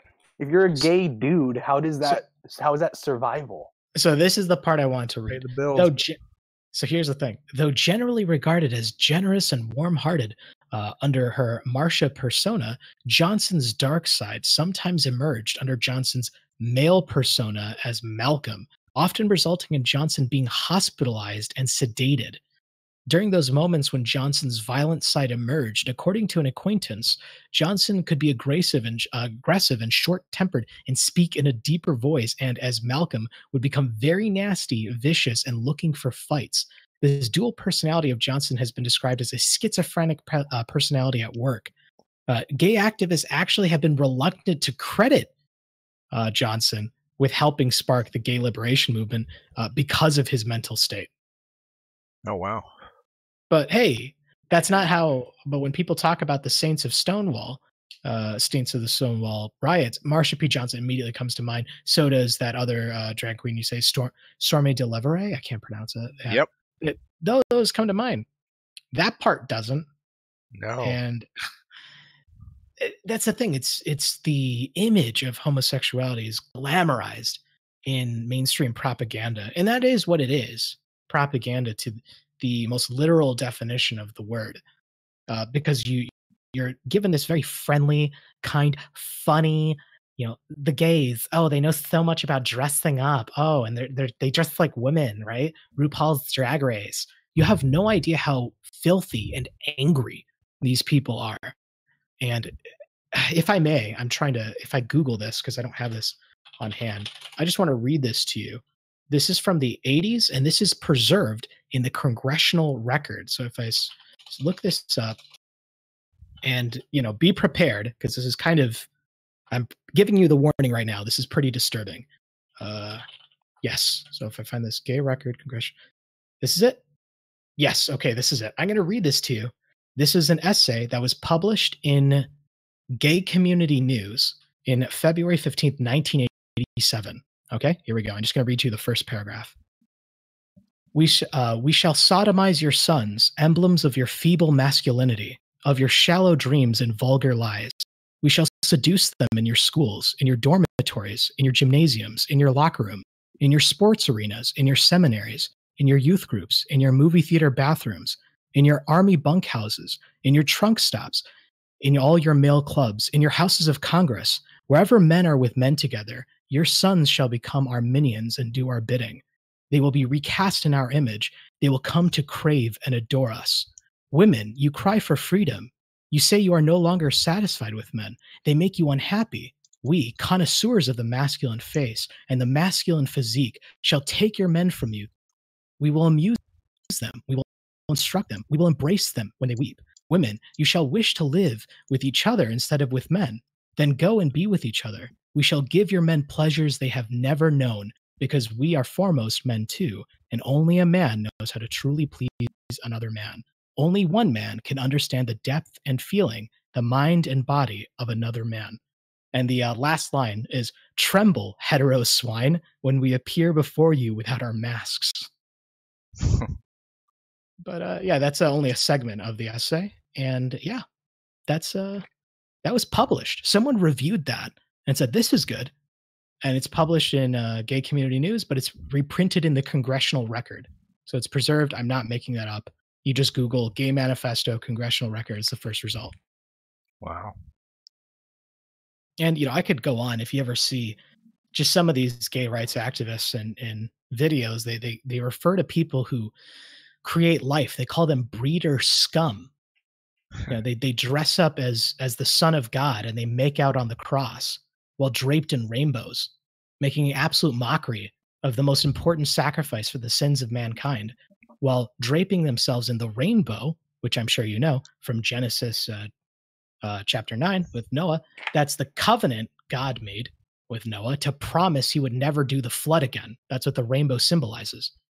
So imagine that. These faggots draping themselves in the rainbow, saying, oh, God, you're never going to do the flood again, so let's just make fun of your son and do all these horrible things. But, yeah, that's not what you see on TV, basically. I don't know. Of course not. They're our friends, Sorry if I kind of went off a little too far on that. Certainly not. Stop me. It's not really representative of the homosexuals that I met while I was in New York either. I will say that. The thing is, I'm not talking about people who are confused, but because of the homosexual propaganda, or people who are abused as children, or people who aren't taught that such desires and urges need to be reined in. They need to be controlled. We live instead in a time where people flaunt their flaws. People think their flaws are things to be cherished, worshipped. Like, it's very bizarre, because it's, if you think about it, in homosexuality has existed since antiquity. It's nothing new, but the societal treatment of it, the societal perception of it has changed drastically in just the last few decades. Certainly makes me think of the old Norm Macdonald bit about gay pride. I don't know if you ever hear that one. I'm a big fan of Norm, but I haven't seen his gay pride. So I gotta look that up sometime. Yeah, you gotta check it out. I'm trying to also see if this is from, I believe, Proverbs chapter 6. Oh, a proud look. Yeah, so this is something when I think about Pride Month. I'm sure you know that Proverbs is the book of wisdom, right? So it's like these are, imagine wisdom herself personified as speaking to you. And here's what she has to say in Proverbs chapter 6. Okay. She says, there are 6 things doth the Lord hate. Yea, 7 are an abomination unto him. A proud look, a lying tongue, and hands that shed innocent blood, and heart that deviseth wicked imaginations, feet that be swift in running to mischief, a false witness that speaketh lies, and he that soweth discord among the brethren. Did you hear that first one? I'm literally doing all those things right now. Killing people? Is that proud look? Who have you murdered? I mean, yeah, that's Tonkasaw, Joaquin. Have your wrathful hands taken from this earth. Jew Ellington. But they're still alive. We're not talking about YouTube murder here. And Tui. May his soul rest in peace. Himself, first of all. No, just kidding. I've never actually killed a human. Have you thought about it? But I feel like I could. I mean, I wouldn't be able to live with the guilt. But I just think I'm capable of doing it with my hands.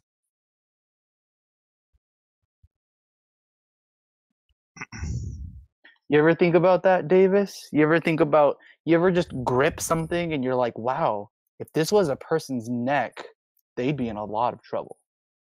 Can't say Yeah, that I Davis. have. Do you ever just grip something? You know, just grip it with one Firmly, big hand. you ever just get your firmly hand around grasp it. an object? I could. Have you ever grasped Stop an talking object? about your dick. Okay, we have the backbencher What? here. You're fucking sick, mate. I can't believe you even suggest grabbing that. I was talking about like grabbing a partner at the rodeo and swinging them around and that, you know? It's sick. Bully, what are you even doing in this stream? There is absolutely zero cockamamie quadruple scruples here.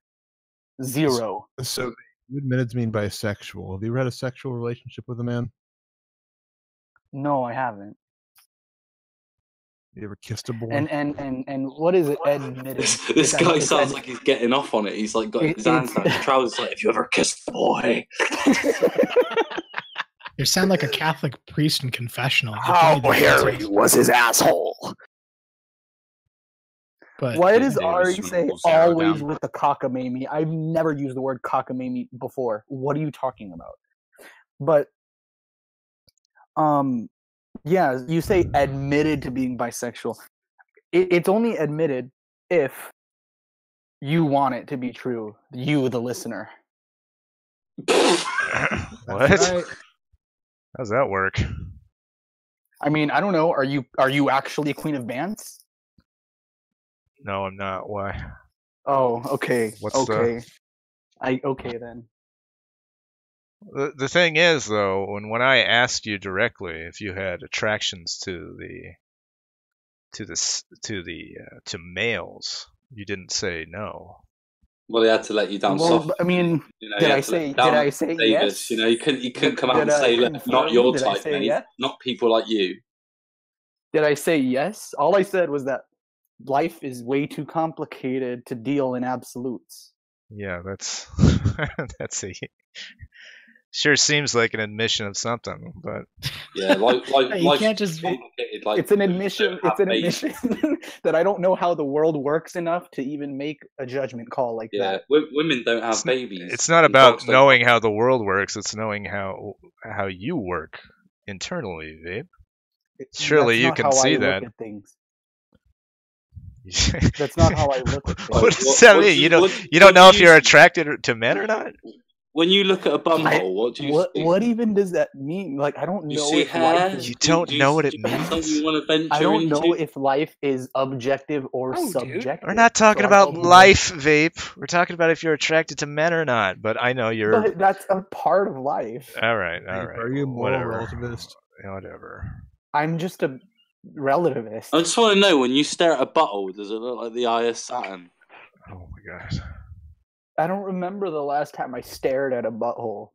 Can you just imagine, like, not sexually staring at a butthole, just examining a butthole for like an hour? What, Do you have any just strong watching a convictions, butthole, Vape? or like watching one dry? Waxy says for me to shut up and let Leo talk. I'm doing it not because Waxy said so, but because Sassy's Lassie said so. The salad shooter. Oh boy. Better than Can we just listening to mute his Vape for a butthole bit? dry. Yeah, I'm the only one bringing entertainment. Vape. Have I gotta do private Bible studies with you. I'm gonna save you. It's possible. Anyone can be saved. Do you think reading It'll be a lot of something work, like but I trust old-timey you to do it. English is really gonna save Vape? No, I'll use the NIV. Really? No. We're sticking to the KJV. Hell no. I would rather. I think anal vape you can understand, and I simplify it sometimes when I read. But there's stuff that's got to be changed, and one of the things is living your life like it doesn't matter. Do you think? Do you just have you completely rejected biblical Christianity, or do you think it's got any merit? Vape. I don't know. I feel, well, here's the thing, and I have to leave, so I'm going to make this really quick. But I will come back in like 30 minutes. But my answer to that is, yeah, I'm living my life without the Bible, without the thought of Christ. But I'm not leading a good life. I mean, even, and here's like the thing too, like there's, like everybody, there's ups and downs. No, that's fine, because you have to understand, I'm asking, do you just believe the Bible account to be truth? How you live your life, that's separate. That's a different issue. At the moment, no, but as of very recently, I'm open to it, and it's actually because it's actually because of you, Leo, that I'm kind of open to it, because like I went my whole life basically thinking that I knew everything, and like I was like, you know what? There's no like historical evidence of Jesus Christ, so I'm gonna just choose to not believe it. Can I just say one thing? Can we just make sure Vape doesn't read the Book of Lot on his own? You know, you might get weird ideas at the end of that. You know, the Book of Lot. Oh, whatever. But I've been considering, and the days of I need Lot. to do way more than just consider. Whatever. I've been considering the Bible, going to a church. Where I live, there's a bunch of churches, but I don't know. I also work full time. Yeah, no, I remember you said that you didn't consider Tacitus's remarks on Pontius Pilate. I remembered there was a stream where I had mentioned that, and you looked it up and you're like, "Oh my, what? This is real!" And you were like kind of freaking out. And then I never heard anything about it. And now you're still smoking. Well, he became a tranny after that. Immediately. I'm definitely immediately after he read it. I'm not liking it either. I'm not liking I'm not liking the lifestyle I live. Yeah, well, that's the first step. You realize that's some kind of indwelling of the Holy Spirit if you are dissatisfied with the world, with your own life, and the state of things. There's something else too, though. Like even when, like, I think I'm just always focused on, like, I think I'm just like a pessimist, because like I just recently got a new job and I'm full time. I've already gotten 2 raises at my job in a very short amount of time, but it's a good job. It's not really work. It's very laid back, but for some reason, I'm just always dissatisfied. Always. Oh, well, there's something that can help you. There's just something. Yeah, there's something. But we'll do private Bible studies sometime, and you will see the light eventually. Yeah, I'd love to. I'm gonna go get some food. I have to. I have not eaten since breakfast. All right. But I'll be back. Is that a threat? Is that a threat? Me being back? That's good. All right. I'll see you guys later. Later, babe. Take it easy.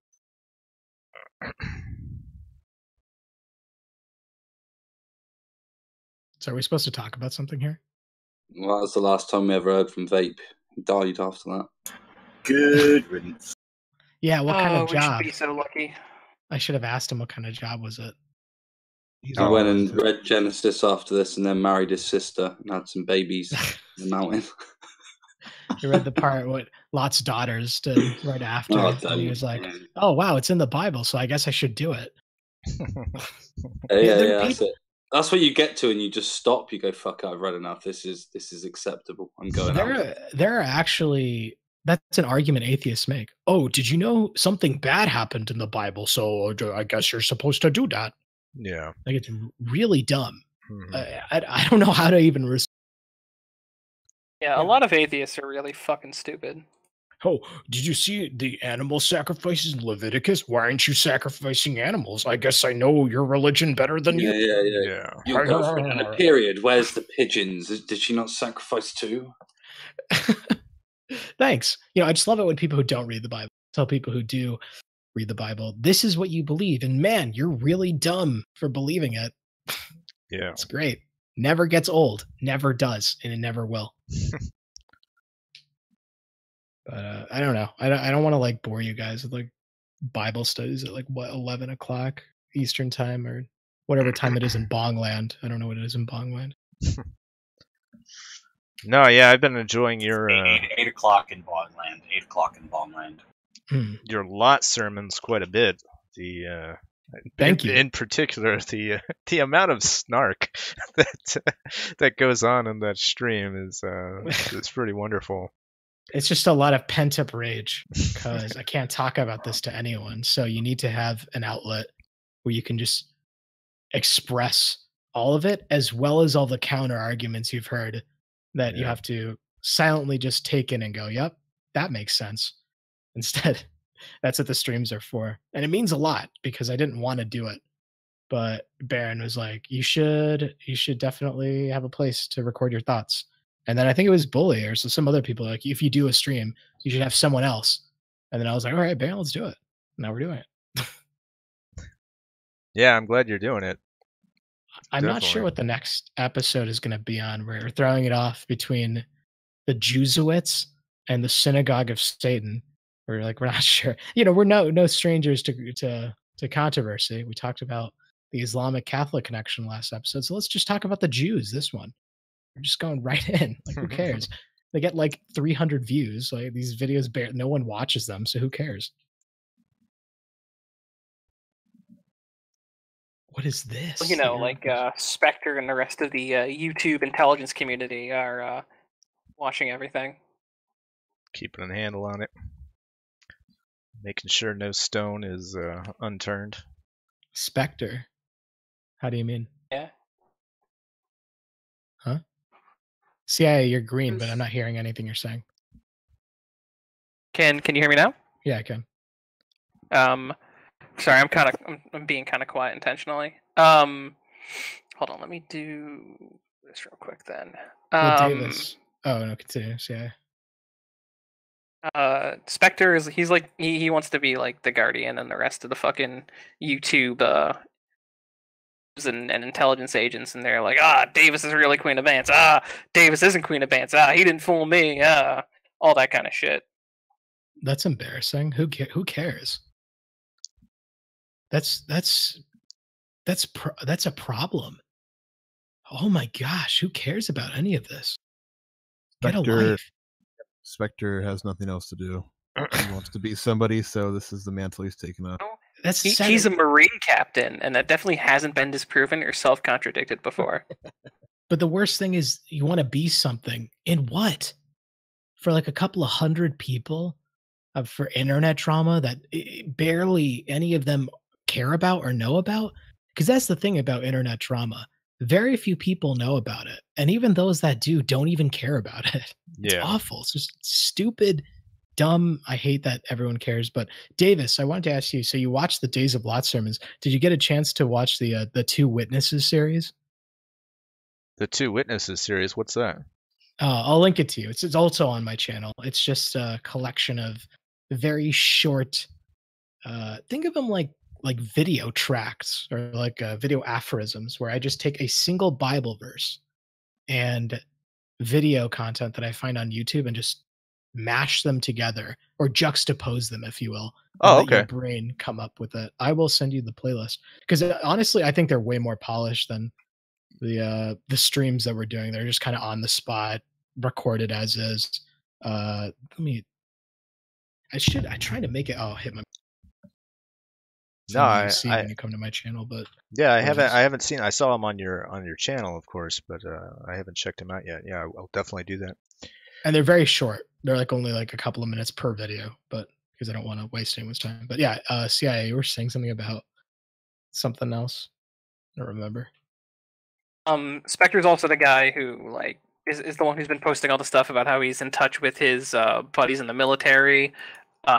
He's the guy who claims he works directly for Sick Def Mattis and General Dunford at the Pentagon, and he was going to dox Zoom, and then he was talking to people in the Iowa National Guard to dox Joachim. Wow. So he doesn't care. He's just doing whatever. He's only going after Joachim because him and Joachim had some kind of slap fight, so he hates him now. Sounds gay. Yep. It's fucking stupid, man. You can't explain YouTube shit even to other YouTube people. It's exactly. That's what I keep saying. It's so hard to make anyone care about this. So I was supposed to work on a video about Sargon of Akkad, and I got I'd say 50% done with it. I just had hours of footage of Sargon. I wrote a script. I recorded myself. I started editing it, and I just stopped because it dawned on me. Who cares? Yeah, who cares? It just, when I was working on it, I was thinking if a random person found this on YouTube, they just wouldn't have any idea what's going on. And that's actually something I found really annoying about Mr. Medicare's more recent videos, is they're so niche. Like they what he used to be really good at was summing up really niche image board drama or event to people who don't care, people who don't browse anonymous image boards. But now it's all this really dumb YouTube drama, like that Monday Matt video. Oh wow, who cares? Who cares? He's just some fat loser who's flagged some videos. Wow, way to get your panties in a bunch. Let me just, and he reposted that, like his video comprised of just wholesale clips from that multi-hour stream they did together. And I just think, is this worth my time? Who cares? Oh, wow. I know I sound salty. No, and I'm just annoyed. Internet wars are hilarious.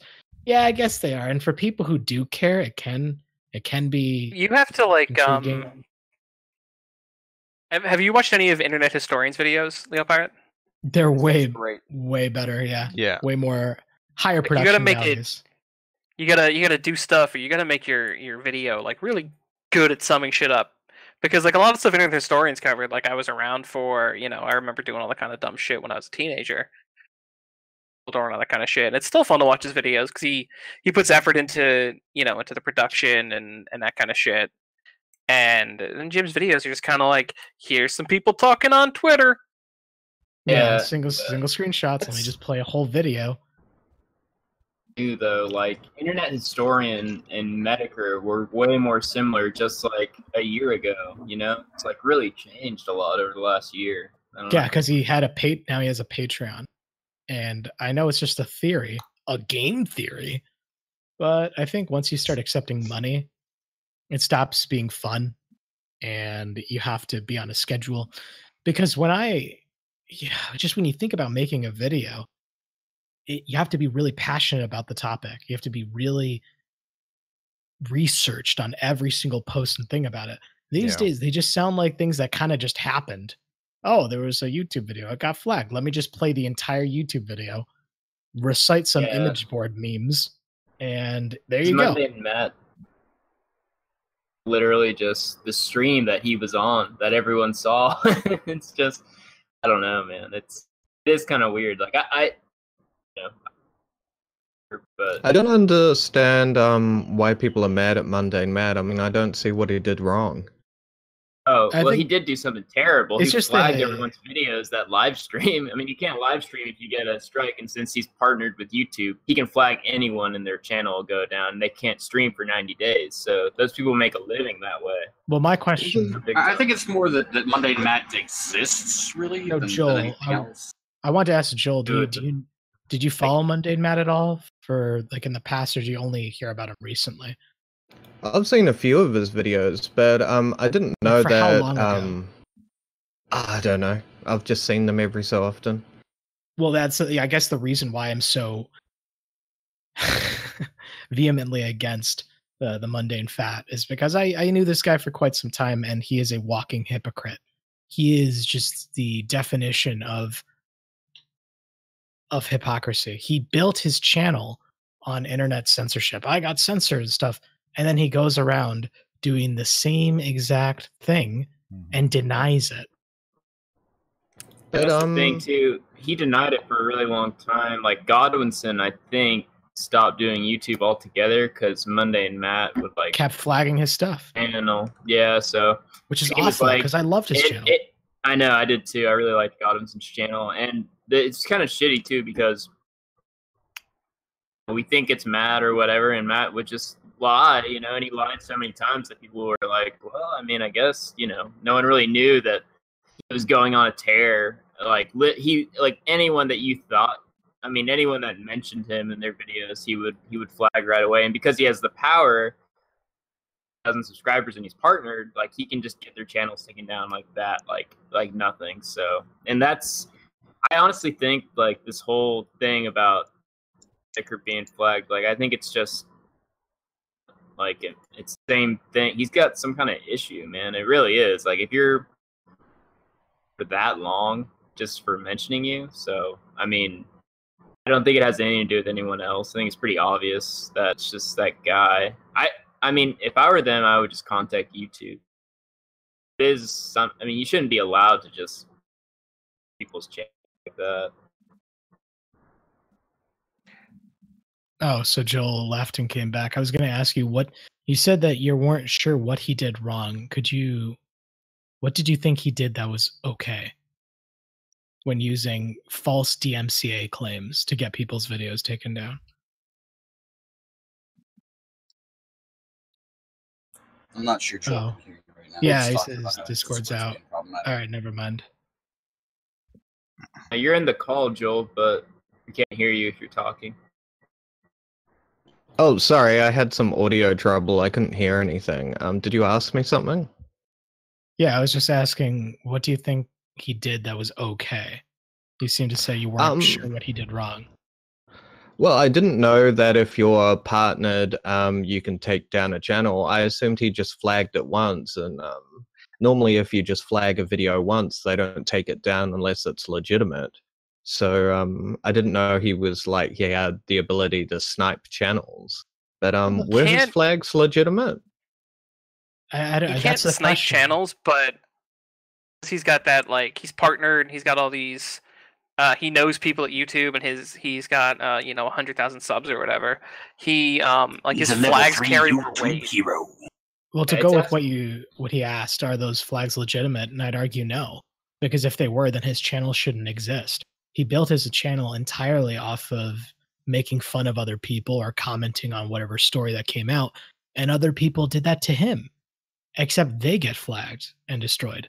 His entire channel shouldn't exist if the same standards are applied to him. He's a hypocrite.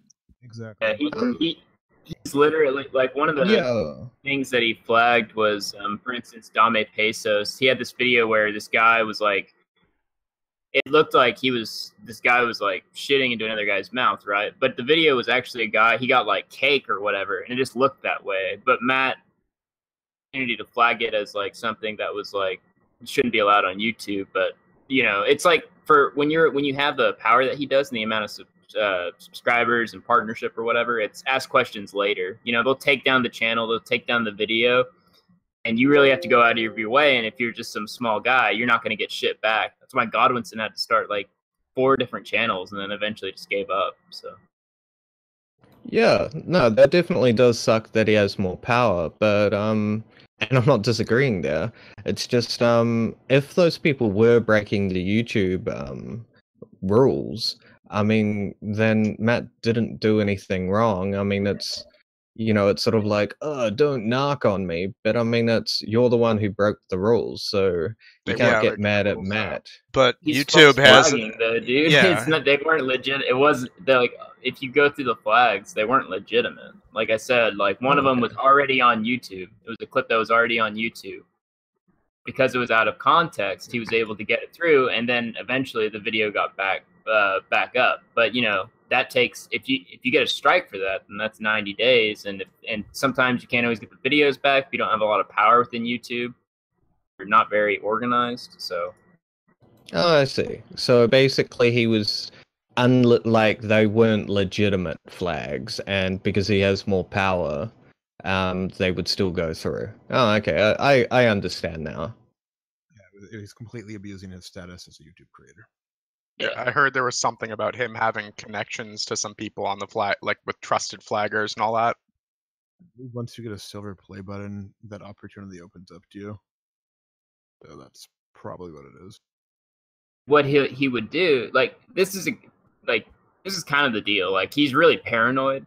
Like his whole deal is he's super paranoid. He doesn't want like his image. He doesn't want people talking shit. He doesn't want people that aren't aware of other people talking shit to like them to possibly hear that. So he thinks that he can just flag it down. And like he's literally flagged like last few years probably like 50 videos or something. I mean, like there's been so many times just on a page alone after he ad block inspected an element, there was like 25. So like he has this notifications, like anything that has to do with him, he's got like this Google notification thing that'll let him know when these videos come out, or if people just talk about him on a live stream, he'll know within the next 5 minutes and it'll get taken down like that. so he'll just flag him right away. But yeah, I guess I don't know too much about the YouTube thing, and yeah, and I guess it is pretty like unjust. It's just like, I mean, if you're on YouTube, I mean, it's not ideal, and it's not the world you want to live in, but you need to accept the reality that YouTube is against bullying. So if you do anything that's bullying, well, you should be open to the possibility it could get taken down. Well, except that they got the strikes overturned, so what they were doing was obviously not Yeah. bullying in Yeah. YouTube's eyes. Yeah, no, I agree with you. If it's that the strikes are overturned, then it's not legit. Yeah. Like Medicare's last video was just making fun of the guy that did the Madden shooting or whatever. Well, I'm assuming that Matt took advantage of that, like given the subject matter, and he was able to get the channel terminated with only like 2 strikes. I think it's him. That hasn't been confirmed, but it's usually 3 strikes. But they eventually overturned it. So 3 strikes applied to his channel. He talked about it on the stream he did today. There was 1 strike that he got that was on the video. No. He said he only had 2 strikes, and that's how he got deleted, and that's why he was so fucked up about it, because he only had 2 strikes on his channel. He talked about it in the stream earlier tonight, a couple hours ago. There was the first strike on the video, and he appealed that, and it got turned down in like 5 minutes. And then he got hit with like another strike out of nowhere, and his channel was gone. Like, he wasn't sure what it applied to because his channel was gone. And then I don't know if he asked Keemstar or Keemstar did it of his own volition. Keemstar talked to people at YouTube and got both strikes overturned.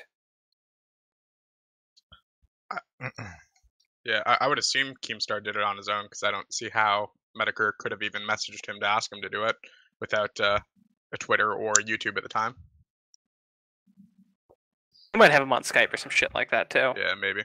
Or on Hangouts and everything. I'm really has surprised a lot that Keemstar can't. I mean, I'm sure he has actually. There might be something that actually happens with that, because I mean, you can't just have some guy that's like flags like 15 different channels to try to like censor them from talking about you. Yeah, I wouldn't be surprised if YouTube do it, because it'd be so hard to tell like intent and that kind of thing. It wouldn't surprise me if they started flagging rights from people for false flagging, but I don't know how that would work out. I imagine if a lot of flags get overturned from a trusted flagger, they would investigate this person, and then if they see that, hey, they're abusing the flagging system, then they would remove that privilege from them. That's what I would assume would happen. Yeah, so I mean, I know like if you hit I think if you hit like 100,000 when you get the silver play button or whatever, like a guy to like a YouTube agent to help you grow your channel or whatever, so they might force you to go through something like that, where if you've been false flagging people, you have to go through like a trusted flagger to apply flags or something. I'm gonna head out. So thanks for having me on. Yep. Take it easy, Leo. Later. I posted a video of Piro and the intellect. I was just like, have you guys seen what Jordan Peterson and like Ben Shapiro? They're calling themselves like a part of. They're saying that they're a part of an intellectual dark web. They're fucking on YouTube, and they're saying that they're the intellectual dark calling web. themselves that. That has to be the gayest thing I've ever heard. Oh no. Because I know there's like a series he's been doing on these like wishy-washy faggots that he called the intellectual dark web. Did they call themselves that? I thought that was. You can ask Baron. Yes, no, this is like legit. They call it. They're like they have like serious discussions where they're like, and we don't really know what this is, this intellectual dark web that we're all a part of. Like they think they're. God, I thought Baron just like coined that term like as some kind of insult. No, they did. It wasn't Shapiro. It was maybe Dave Rubin. Dave Rubin is also a part of the intellectual dark web. Oh no. Agree with that. You ever see that clip of Jordan Peterson where he's saying, "I have an army of Keck boys that I can sick on you if I wish"? No. Don't do this. I'll try I don't want to live on this gay earth anymore. It's like that a while back. What was it? Armored Skeptic saying that he was part of the 4 horsemen of the apocalypse with Oh yeah, Amazing Did Atheist he make that? and Thunderfoot, yes, he and did. it was like so fucking cringy. TJ Kirk, Thunderfoot, and like Logic or something. And Sargon was in there. Oh yeah, Sargon. Yeah, that's the other one. Sargon. I was like, Jesus Christ, wife's man. dinosaur. Yeah, that guy has like maybe Sargon's a little bit more because he's more successful, but that Armored Skeptic guy's ego is fucking Ego's out there for a guy who doesn't really make content. For a retard, like that guy is a fucking idiot. Yeah, he's basically a dude bro pretending to be intellectual. Man tits. His fucking wife too, or like fucking content, and they're still around. I don't get it. There's a bunch of people that money. I don't know. I was looking at that the other day though, and she, like, I don't know. Someone made a video or something on her Patreon was up. She gets like a month on Patreon, but I was thinking like for the people that how much does she get a month? $2,300 or something, and oh, like wow. If you like think about how does it work out with taxes that end of the year, you know what I mean? Like I feel like those people get fucked on taxes. Just do Patreon. Oh, they issue a 401k and all that. So not a 401k. They issue a 99. Yeah. She's married, so maybe like she doesn't get fucked that hard, but I don't know. Like people like Jordan B. Peterson, they're like rolling. I mean, $45,000 a month. Oh yeah. That's the video I was talking about. That's incredible. Yeah, but when you start getting $45,000 a month, you're gonna pay some Jew accountant to let you give the government the least amount of money as possible.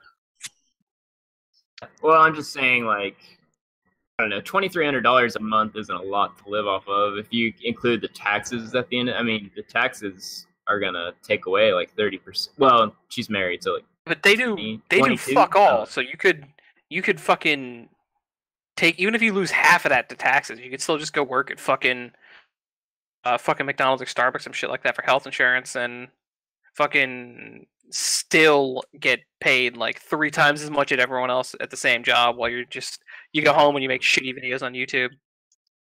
True. I'm thinking about like, I mean, the amount of views, like they still get like 500,000, 250,000. It just depends, you know. Who are you talking about? Your Lord and Savior, Jordan B. Peterson. Jordan Peterson. I get paid on Patreon. The Canadian guy who talks like this, eh? You know what else is like really troubling about Patreon right now that I've noticed? People like comedians, like do stand-up specials on fucking Netflix, have Patreons now. Like Tom Segura, Jim Norton. Oh, really? They're all opening It's like so gross, dude. It's like, what the fuck are you doing? Kind of sad. You probably realize they can get a free check every month for doing fuck all. My name is Jordan B. Peterson. You're a famous comedian. You're on television. Like, what do you? You have one of the best podcasts, or one of the biggest podcasts. Like, for some of them, like that money is really like a stand-up comedian is very much like another like 1% industry. And even then, like famous stand-ups still play at shitty clubs because there's only you can only sell out like an arena like 2 or 3 times a year in a couple of cities. It's more like there are very few stand-ups that even do that. Like Jim Gaffigan does that, Daniel Tosh. But most stand-up comedians, they still do shitty nightclubs in New York and get paid jackass shit. I have friends. Comedy Central doesn't pay anything. I didn't know that. Yeah, that's why they're always so keen to do specials and stuff like that, and why that special is always in like a good arena, because the money from the sales and the royalties or whatever when it airs on TV and the residuals and that kind of shit. Right. But who's actually watching an old HBO special of a comedian? Nobody watches that anymore. Even then, if you want to, you can watch it for free on YouTube. Like exactly. Back in the day, like when Eddie Murphy did Raw or Delirious or like Rodney Dangerfield, these fucking Richard Pryor, they'd make bank on fucking albums. What's his face? Steve Martin? Who watches that shit anymore? Nobody. And if you watch it on YouTube for free. Yeah, the cushy life for them is getting on like a radio show all the time, like Jim Norton. I don't know if he's still doing that shit with Opie or not, because that shit went to shit when Anthony left. No, it's he does it with Sam Robertson, but I'm still gonna say this: like those guys in particular, like Norton and Tom Segura, they both have like some of the most popular. Like Norton works for fucking Sirius XM. He makes millions of dollars in a contract for that, from Sirius. He's been working there a long time. Mm-hmm. Like those guys don't. Like having a Patreon now, like that's so gross. Patreon is like, oh, this is a great way to like support people, make good content, but like YouTube doesn't, always pay shit, especially when the adpocalypse happens. But now like famous comedians that What about BitChute? Is that worth doing? Bobo said it is. Place that people go when their YouTube videos get taken down. Yeah, that's what it is. Yeah, it might actually become viable, but then again, it would be good, and VidMe disappeared. I don't know if a comedian had like interesting shit they did with their patrons, it might be worth. The problem with the comedians is they're not really saying a lot of very controversial things, and we live in a day and age where censorship is so low. When I was a kid, if you said shit on Saturday Night Live, you'd banned forever. Now, if you go on YouTube, obviously, or Discord, people are saying what the fuck they want. So that's the problem, is that these stand-up comedians, they become kind of irrelevant, and their material hasn't really caught up to the times. If they had any kind of fucking skills whatsoever, they would say shit that was very controversial politically, philosophically, with religion, like George Carlin back in the day, or Lenny Bruce. And Lenny Bruce got murdered by the CIA. So that's what I want to do. I want to get murdered by the CIA. That's my goal in life. God. So, comedians are funny for being controversial or edgy. What makes a comedian funny is their take on something. Yeah, but that gets boring after a while. Who's your favorite comedian? My favorite comedian, like stand-up? That's a good question. Norm Macdonald is mine. I love Norm. Norm Macdonald's great, but I like Jim Gaffigan. He's completely clean, but I think he's funny. His take on things, his voice. Probably Brian Regan. If we're not he's clean, hilarious. probably Brian Regan. I saw live at LA Improv. Brian one of the Regan's funniest fucking bits I've ever seen in my entire life. You see the one where he did he's getting on the airplane, and he's just like, see you later. And they're like, have a nice flight. And he's like, you too. And he gets on the plane. He's like, fuck. I said, you too. They're not getting on a plane. Yeah, he's obviously funnier than me. But Brian Regan's great. Stand-up comedy is just kind of a dying form. What do you guys think about Louis C.K.? Louis C.K. is pretty funny. His stand-up's pretty good. No, he did his first stand-up. He did his first stand-up yesterday since the whole, sticking his dick in the mashed potatoes or whatever he did. No, he's big. Oh. He's back. Yeah. Huh. Really he was really like a false positive, that whole Me Too thing. Yeah. Him and Assis and what is it, Ansari, they really got collateral damage. He's got fucked even hard. That Aziz guy got fucked. Yeah, man. all he did Holy was shit. try to bone some chick like in a normal New York way, which is to take her out, have drinks, bring her back to his penthouse, and have sex with her. And 10 years ago, no one would give a shit. But they can all thank Harvey Weinstein and Kevin Spacey for that. Louis C.K. got a standing ovation when he came back last night. Oh, Did he really? Good. But online, people were Funny when he's shredding not him. being a cuck. People were shredding him online, though, saying that like he didn't even. I don't know what they expect him to do. Like, should he just kill himself? I mean, he's a stand-up comedian, a filmmaker, and a TV director, like, and a writer. What is she? She become a landscaper? I mean, like, I mean, it's ridiculous, And Mel Gibson, similarly, like, people are pissed off that Mel Gibson's career is back after his drunken anti-Semitic rant, and it's like, what should he do? Like, what is he supposed to do with his life? Right. He spent his entire life building. I'm not talking about Kevin Spacey. Kevin Spacey should go to prison, and Harvey Weinstein should go to hell. But the thing is, like, they shouldn't be lumped in with those fucking people and been treated by all these feminazis and these libtards to not do anything. It's fucking bullshit. Thing about like comedians, like that, I don't know if you pay attention to comedians at all, like you've heard plenty of stories of them whipping their dicks out. Like it's a common thing in comedy clubs and comedians. They'll whip their dicks out, they'll whip their balls out, they'll pull their pants down. Like that happens at clubs. Like it's a constant thing. Yeah, They think it's funny, and also do it like, on stage. They're like in the Lyndon Johnson, the president after Kennedy got shot in the head. Johnson, his thing was when he wanted to intimidate people in meetings, he would take his dick out and put it on the desk. So here's an update though. So Tom Segura did have a Patreon, but there was enough backlash to where they took it down. So I've been listening to their podcast for a while, so I knew about it. But Norton though has been talking about doing a Patreon. I'm sure he'll have backlash too. Because okay. How does Patreon work? It's for content creators that aren't signed with SiriusXM, like a major radio, but like broadcast. Well, the idea is that it's a centralized platform where if you make YouTube videos or whatever the fuck you do, people can give you like a monthly donation, and there's like a reward system for them where they get like special content or early access Davis, is that content. you that's pissed off about this? No, I'm not really talking right now. But to answer your question, who's the guy that pissed off about it? That's I just have a like Patreon. Who are you? Who are you? That's Shamu. Who? Shamu? Yeah. Shamu the whale. Hey, Shamu, like with all due respect, man, I mean, it's called capitalism, free market competition. If Jim Norton is just, and Patreon could decide if they don't want him on there. And if they're like, no, we only want broke ass people to be on here, that's their decision. And if you're so passionate about it, build a fucking competitor to Patreon and only let broke ass untalented people on and see what happens. I don't think he's arguing that point though. What? I don't think he's arguing that point though. He's arguing that someone who's already got clout and money shouldn't be allowed on a platform that's No, they should be allowed to do whatever they want. I'm Right. just saying it's fucking scummy. I'm saying it's scummy, and it's Well, you can vote by not watching it, clicking on it, or talking about it. Because right now you're promoting it. Now I'm intrigued, and I'm going to watch it later and probably give the guy $100. Oh, okay. Shamu has this power over Dick Rocket. Shamu blown the fuck out. I guess. All right, guys, I got to bounce. This has been enlightening. Bye. All right, later.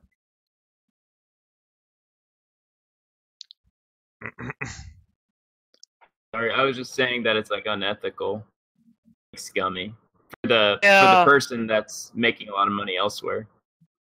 Yeah, exactly. I think Patreon might take some steps in that way, but I don't know to what extent.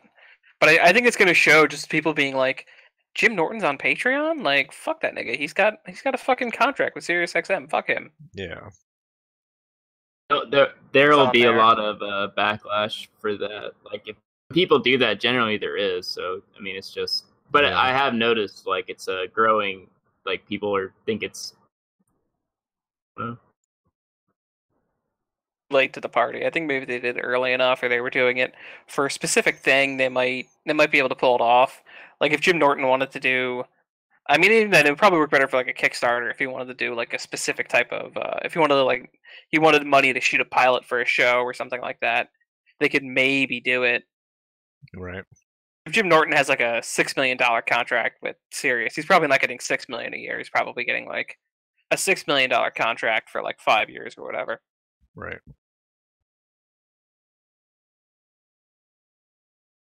But yeah, Patreon for people who are financially stable is kind of Patreon to a certain extent. Yeah, I think most people would who look at Patreon like that. It would definitely be bad optics to use that service that way.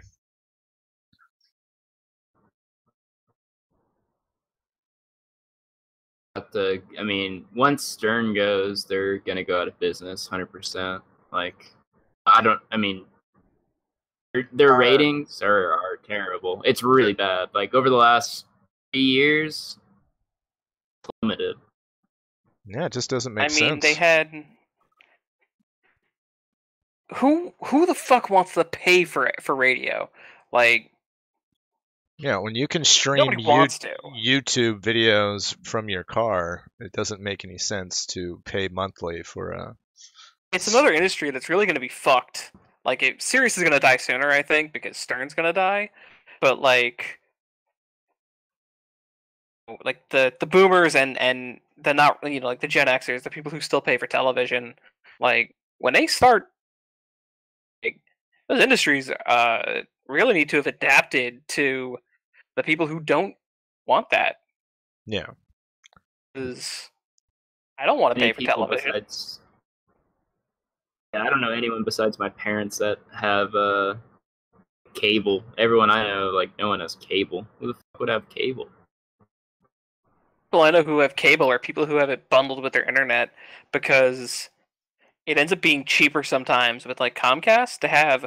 You'll get like the same tier of internet, or if you bundle it with cable and a phone line or whatever, or for the same price you'll get better internet and you'll get free cable. So some people do it and just never use the cable box.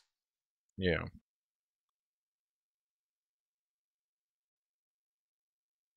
Like if apartment complexes and stuff like that come with free cable, they'll use it. The only place where it's going to survive is like in bars.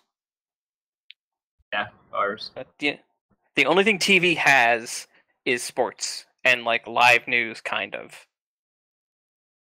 It wouldn't be difficult for those companies to transition to live streaming services full time. Yeah, that's true. In their thing, because that's where they make their money anyways, from ads. Like, wouldn't be difficult for the major networks to switch to live streaming services or develop their own live streaming services. Although they, again, be better served integrating that shit into YouTube or whatever. But, when like our parent generation dies off, for the younger people anyway, like, who the fuck's gonna... The only reason I would want cable at all, like, is to watch hockey games. And I don't need that. I can hockey games on the internet and get it for free sometimes or pay for it. Like, yeah. You're already on that shit. You can pay. I was gonna say that's a big problem with pay-per-views now too, is because anyone under 30 knows how to get something for free. If it's on pay-per-view. Yeah. Pay-per-view, there's 100 different places where you can get it for free. The problem is that sometimes if it's a big enough event, they just get overwhelmed. Like, we tried watching the McGregor Mayweather fight. We could find was just absolutely overwhelmed with viewers, and they just crashed out all the time. Yeah. And just gave up and watched highlights later or whatever, because it was... You didn't really care that much to begin with. I was living with other people, and they actually threw down. I think I threw down like $5 or something. That's the biggest pay-per-view of all time. So there won't ever be another one that. Maybe there will be, but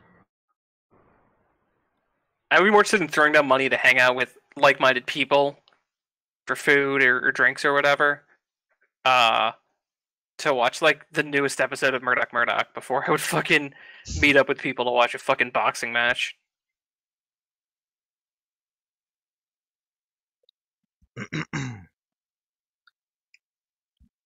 Harry says Netflix is bigger than cable and YouTube. They'll crash too. I think there's going to be some serious competition from Disney once they launch their streaming service. We talked about this a little while ago. Yeah. One thing about Disney though is they've like fucked up, and they don't even have the rights to the original trilogy. They can't even stream the original trilogy on their streaming service because it's owned by a CNN guy. What's his face? Oh, Ted Turner? Yeah, I think Ted Turner owns the original trilogy, like the rights to have him on his cable channels, and they've fucked up the new trilogy to where and the newest film, Solo, sank at the box office, and The Last Jedi, by a lot of people's standards, completely ruined the. Oh yeah. I mean, there's no saving this trilogy, most likely. I mean, maybe they can do something better in the future, but actually, something to watch. This first couple weeks of September, Kathleen Kennedy could be fired. She's the person that runs everything for LucasArts and everything at Disney. So she is essentially the Kevin Feige role of the Star Wars branch of Disney. Yeah, overseeing that universe, doing a horrible job. Apparently, there was a rumor. I don't know how true it is that she get a public lashing from the president of Disney on her performance. Apparently, it was in front of a bunch of people. The president, yeah, he called in Marvel. He called in every major property they have. So Kevin Feige and like his main people were there, and like every other property. He just apparently just tore a new asshole, like with everyone there, just publicly humiliated her. Well, she's fucking up Star Wars. Than that, at least Marvel, it was an unknown product at the time. This is like something they paid. It's like $8 and Wars was like 6.8 billion. 6.8 billion, yeah. So this was supposed to. I mean, Star Wars does like their streaming service, like everything. They still have Marvel, but with Star Wars, if it was successful, then they could potentially, buy out the rest of more markets and have something for their streaming service. But now, I mean, the shit that they've come out with, so no one cares, and it really hurts them in the streaming service. That's a huge deal because that's where everything's going to be. Well, Disney is. The worst part is the bar was so low. Oh, certainly, yeah. To come from the prequels and then continue to make prequels. I don't know. You had to just. You just had to make like one good movie and be like, all right, it's not a great Star Wars movie, but it's a good movie, and they haven't even made a good movie. Yeah. I don't know how that happens. I don't know how the prequels now. I like the prequels more than the shit that they haven't come. I didn't even think that was possible. So great. Like after possible. It seems like they had that like whether you like the prequels or hate them, they give you a response, and the new movies are just shit. Like they're just not. They're crap. not good. They're crap. They're crap. Inspired, and you're just like, oh, well, I guess this is a movie I'm watching. I'm watching it. The thing about the prequels is it actually feels like Star Wars. The new ones, they don't feel like Star Wars. It's like there's too much like Marvel influence, and Marvel comedic shit where it's like cheesy doesn't work with. Wasn't like that, That's not what people want to see when they go see a Star Wars film. So Star Wars can be a little cheesy, but like all they've done is poorly remake the movies with that nobody cares about. First, The Force Awakens, I did not hate when I first saw it. I hate it in retrospect because of how bad the other movies are. But like, it wasn't atrocious. It was just kind of like in it that the parts that were kind of dumb. I was like, well, they're targeting the movie to kids. Like, they want to make new Star Wars fans out of like 8-year-olds. I'm not going to hate on them for not targeting a movie at shitlords like me who've been watching Star Wars since I was already a kid. So I didn't hate it that much, but it just gets like an original thought in their entire time of making it, and that would require effort. I don't like to quote other people's opinions. The Red Letter Media, when they talked about Rogue One, watched the trailers for Rogue One, and I kind of agree with it. They thought it would be some kind of like heist movie or something, like, not what we got. And they were talking about it, and they were like, if Disney made like a Star Wars heist movie that would have done really well, it would have been cool. Made like a bad war movie with a bunch of dumb shit from rewrites. I agree with that sentiment. Like other movies in Star Wars, I think would do really well because you've got a fun, universe with like aliens and spaceships and fucking laser guns and laser swords, and you could do stuff with it. But instead, they just keep making like the same shitty movies and not new.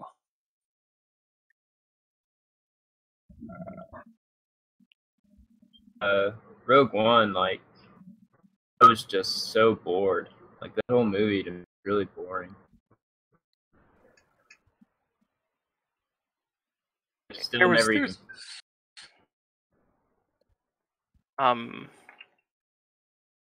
The Jedi or Solo?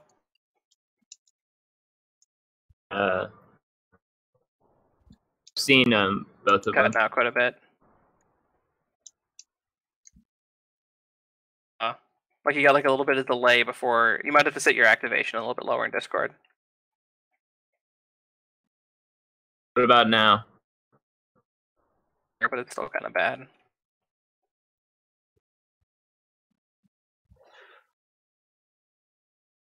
Cutting out a little bit too. I don't know. I think it might be Discord. I tried to leave and come back, but yeah, I switched the server region, hoping that's helped. Doesn't seem to be. Hearing a lot of people cut out. It's a little too bad. It almost feels like it's not picking up his mic at first. Mine does it sometimes too. No, you're cutting out as well. Stuff a lot lately. It's probably just Discord. Yep. Okay, guys, I'm actually gonna hop out. I'll talk to you later. All right, take it easy.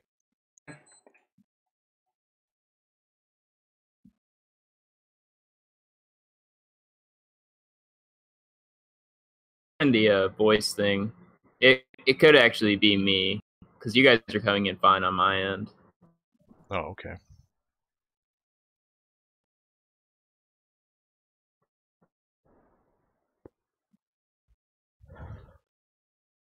Interestingly enough, I was looking up the properties that Disney stands to gain with the Fox merger. Simpsons being one of them, with a near-dead franchise, I think. Avatar was dead on arrival. Disney would go in for it. Excuse me? Disney, or The Simpsons seems a little too adult for Disney for the most part. Yeah, regardless, they own them now. It's true. Do they own Fox now? Or yeah, it is?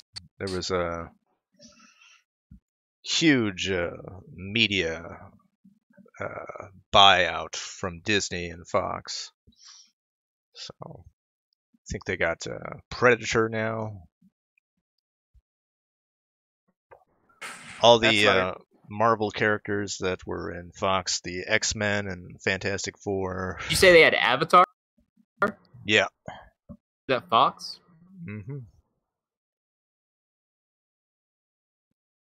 Disney bought the rights from Fox, is what Davis was saying. Yeah, it was near $70 billion for this acquisition.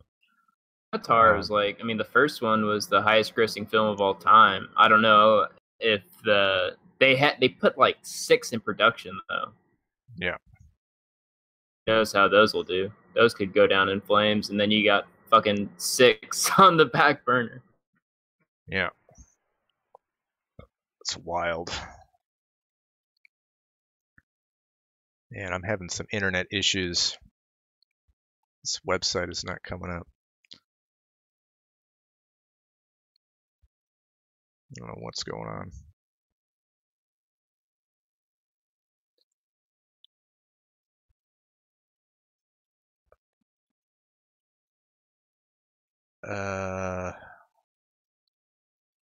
Yeah, nothing on my end is responding as far as OBS and everything. So I think I might be on the verge of crashing out. I might be roboting too, but you were Davis. I couldn't hear anything you were saying. Yeah, I think I'm going to go ahead and close down the stream. I think my internet is fucking up. But thanks for dropping by, guys. I'll talk to you soon. Call to Blame Davis. Blame Discord. All right, take it easy. Easy, Davis. As far as everybody else out there in the YouTube stream, apologize for the short stream. Looking at about 2.5 hours on this one. Try to see you back whenever we can. You guys take it easy, and I'll see you very soon on the Night Beast.